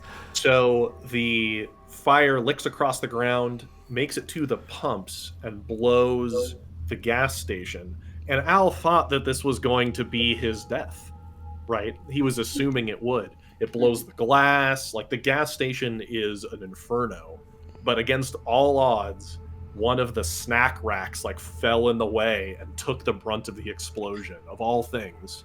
And he's left there just singed, bleeding out, but not dead yet, actually, and just absolutely bathed in this immensely bright light, this towering inferno that's now here. Okay, I will just add that you hear like this weird, not shrieking, but humming sound, and you realize that it's that futuristic vehicle, and it's like coming over to where this device is, and it looks like it's beginning to, you just see a bit of reflection from the fire as this vehicle begins to open up from the bottom. Alien. So let's see, Big Rob, what would you like to do? Yeah, you're all good. As the gas station explodes around him and this vehicle comes in and it opens up, I think, is Smokey like consumed in the explosion, or You're alive still. if not, yeah, that's true. Then if I see Smokey still standing, I don't. Oh, sorry. Did you ask if Smokey was destroyed in the explosion, or if Big Rod? Yeah. Okay, sorry. I did promise Smokey I'd give him a scene, so Perfect. Yeah. Okay, then I was gonna just try and tackle him into the flames as best I can, and I'm assuming that'll kill me, but might not kill Smokey. Okay. So that's will be just my last thing I try to do. Okay. Yeah. Go ahead and make your roll. All right. Failure, and I don't have anything left. You don't have the brink. Okay. All right. Describe Big Rod Johnson's death. I think with his last moments, that last bit of morphine and adrenaline, he stands up, kind of thinking that people survived, Marion got out, but if Smokey and others are able to leave here, who knows who else could die. So with whatever strength he has left, he runs forward, grabs Smokey, and tackles him into the flames. And I think as he does, he's consumed by the explosion, the flames, and the fire, not understanding that Smokey will still be okay to all this. But Big Rod just immolates and is no more. Okay. Yeah, so right now, the only two survivors are Al and Lorleen, and Smokey, you are burning in the bonfire. What are you going to try to do right now? I am simply going to walk over to Big Al, or to where Al is. Take I'm my not foot so big. on top of his head and crush it. Okay, go ahead and make a roll. We'll see if you're able to do that or not. Yeah, I'm like a stiff And breeze I'm is really gonna take me hoping. out here. Yeah. And I'm really hoping I fail. Okay, Yes. so you get full narrative control over what happens to Smokey right now. The rest of them show up, and they're all in various different versions of Smokey is right now, and he thinks, oh, they're here to help me, but they were never going to help Smokey. They were never going to save him. And they begin ripping Smokey apart. Oh. Yeah. We're down to just Oh. And Lorraine. Al and Lorraine. Lorraine. Lorraine. She has a new Yeah. name in each different dimension. Lila, Lola. All right, Al, what do you do? Well, I look at Lurleen and I say, I really thought that explosion was going to do me in, and I didn't have a plan for what happened after. I say to her. She's mostly unscathed, isn't she? She's Compared unscathed. to Yeah, me, she at least. very much so. I mean, yeah, she's the only one who hasn't like really taken a terrible, Yeah. hasn't met with a terrible fate, I suppose. Yeah, I say to her, I'm not going anywhere anytime soon. But we found a bunker earlier. I don't know if it's open or not.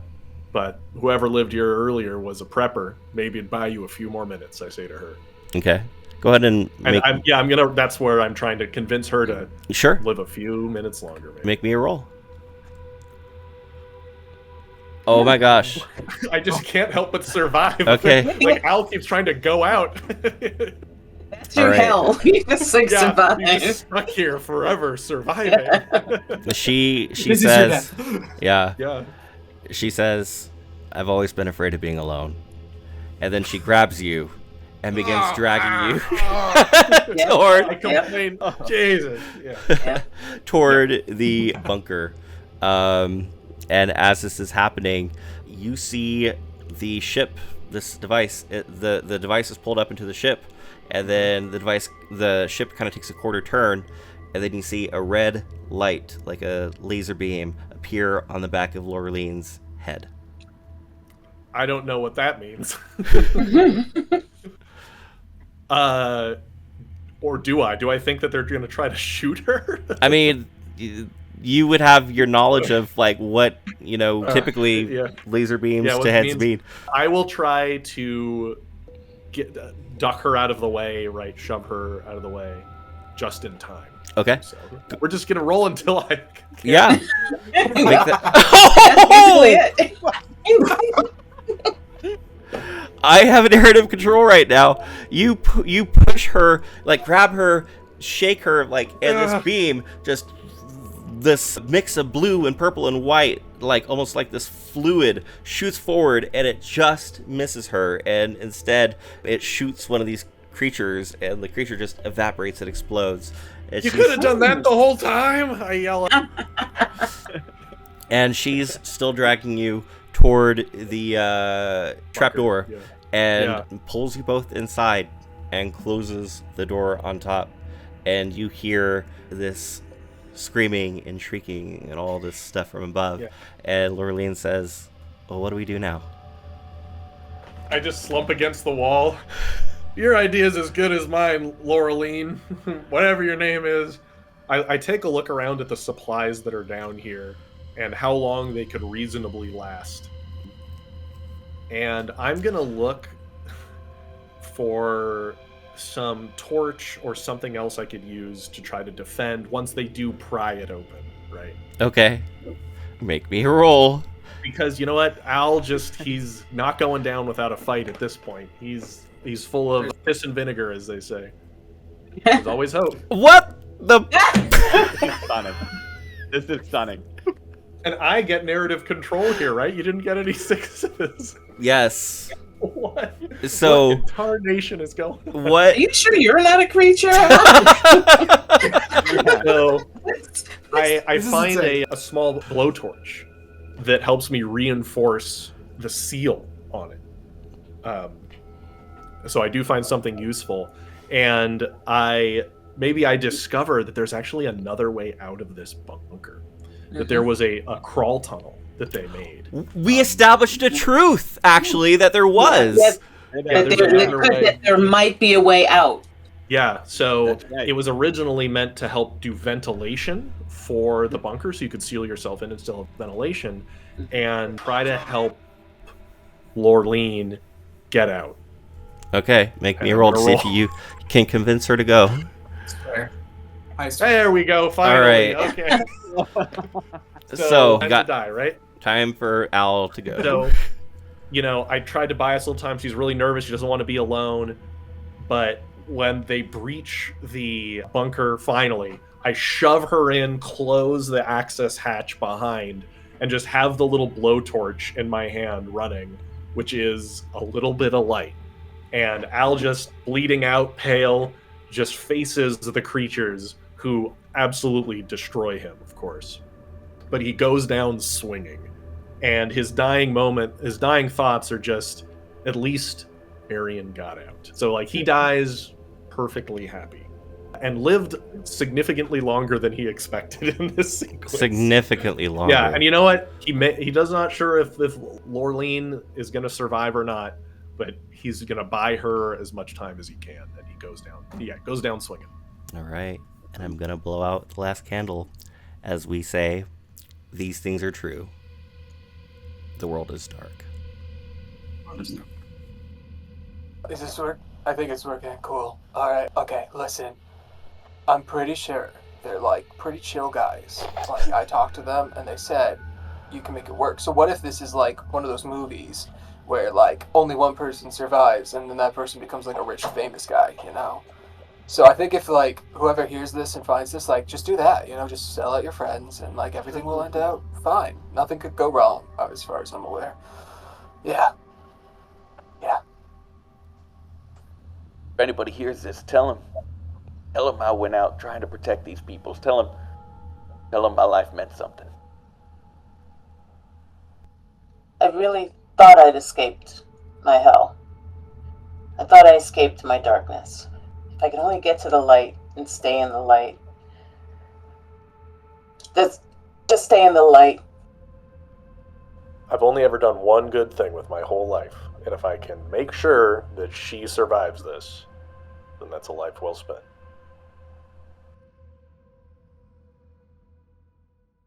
Oh my gosh, guys. That was incredible. I just want to give you all a moment to, once again, plug where people can find you. And maybe I also want to know if this was your first time playing 10 Candles, what did you think? And what do you like about it? So maybe we'll start with, what were your thoughts on the system? And then where can people find you? So, Steve Smoky Mills. Yeah, man, he should have died 17 times. Oh. I love this game. It's super fun. I love that it gives narrative control to the players and equal amount to the GM. That's really fun. I played it a bunch, but never as a player, so this is fun experience. I didn't want to be dumb, but hey, that's what happens sometimes. You can find me at What is Tabletop on YouTube, where me and my co-host Charles talk about all things tabletop. We've talked about 10 Candles quite a lot, and so it's one of our favorite games for sure. Awesome. Thank you, Frank. Tyler. Yeah, so this was my first time ever playing, and it was incredible, super fun. I mean, I couldn't have a better storyteller and group to do it with, but just the way everything came together, how dramatic it got at the end, so watching the candles burn out one by one, knowing we weren't going to make it, it was really great. So I had a ton of fun. And if you want to find me and hear me talk about TTRPG, The Bard's College on YouTube, I make fun videos, I make dumb videos, which is why I made Smokey dumb in this. I thought it was going to be for me. But, yeah, check it out. But I had a ton of fun, so thanks for inviting me to play. Absolutely. Kim. Hello, yeah, Kim, Questboard Terrain. This is the first time I've played 10 Candles. I've heard about it. I've watched some live plays, and I've wanted to play it for a couple of years. So thank you so much, John, for inviting me. This was a great group. I loved the interaction. Sorry, I killed you. I tried to kill you so many times, but you deserved it and you understand. So, and again, my channel is Questboard Terrain. I tell stories and do build terrain for TTRPG, so find me there. But thank you all so much. This was exciting, and I enjoyed this a lot. Thanks. Awesome. Thank you. And Peter. This was my first time playing 10 Candles as well, and I had a ton of fun. To the surprise of no one, a horror game like this is just totally my jam. I particularly enjoyed getting to create the brink for the monsters, because that's like my thing. And do you want to reveal what the brink... Yes. Yeah. So I wrote, I've seen them wear their victims' skins like a suit, infiltrating the ranks to find further victims. Trust no one. That's what I gave them. Okay. And I love making creepy monsters like this. And so I was so happy to see that like serendipitously occurring. Really, like it was great. Yeah. Yeah. It's super fun.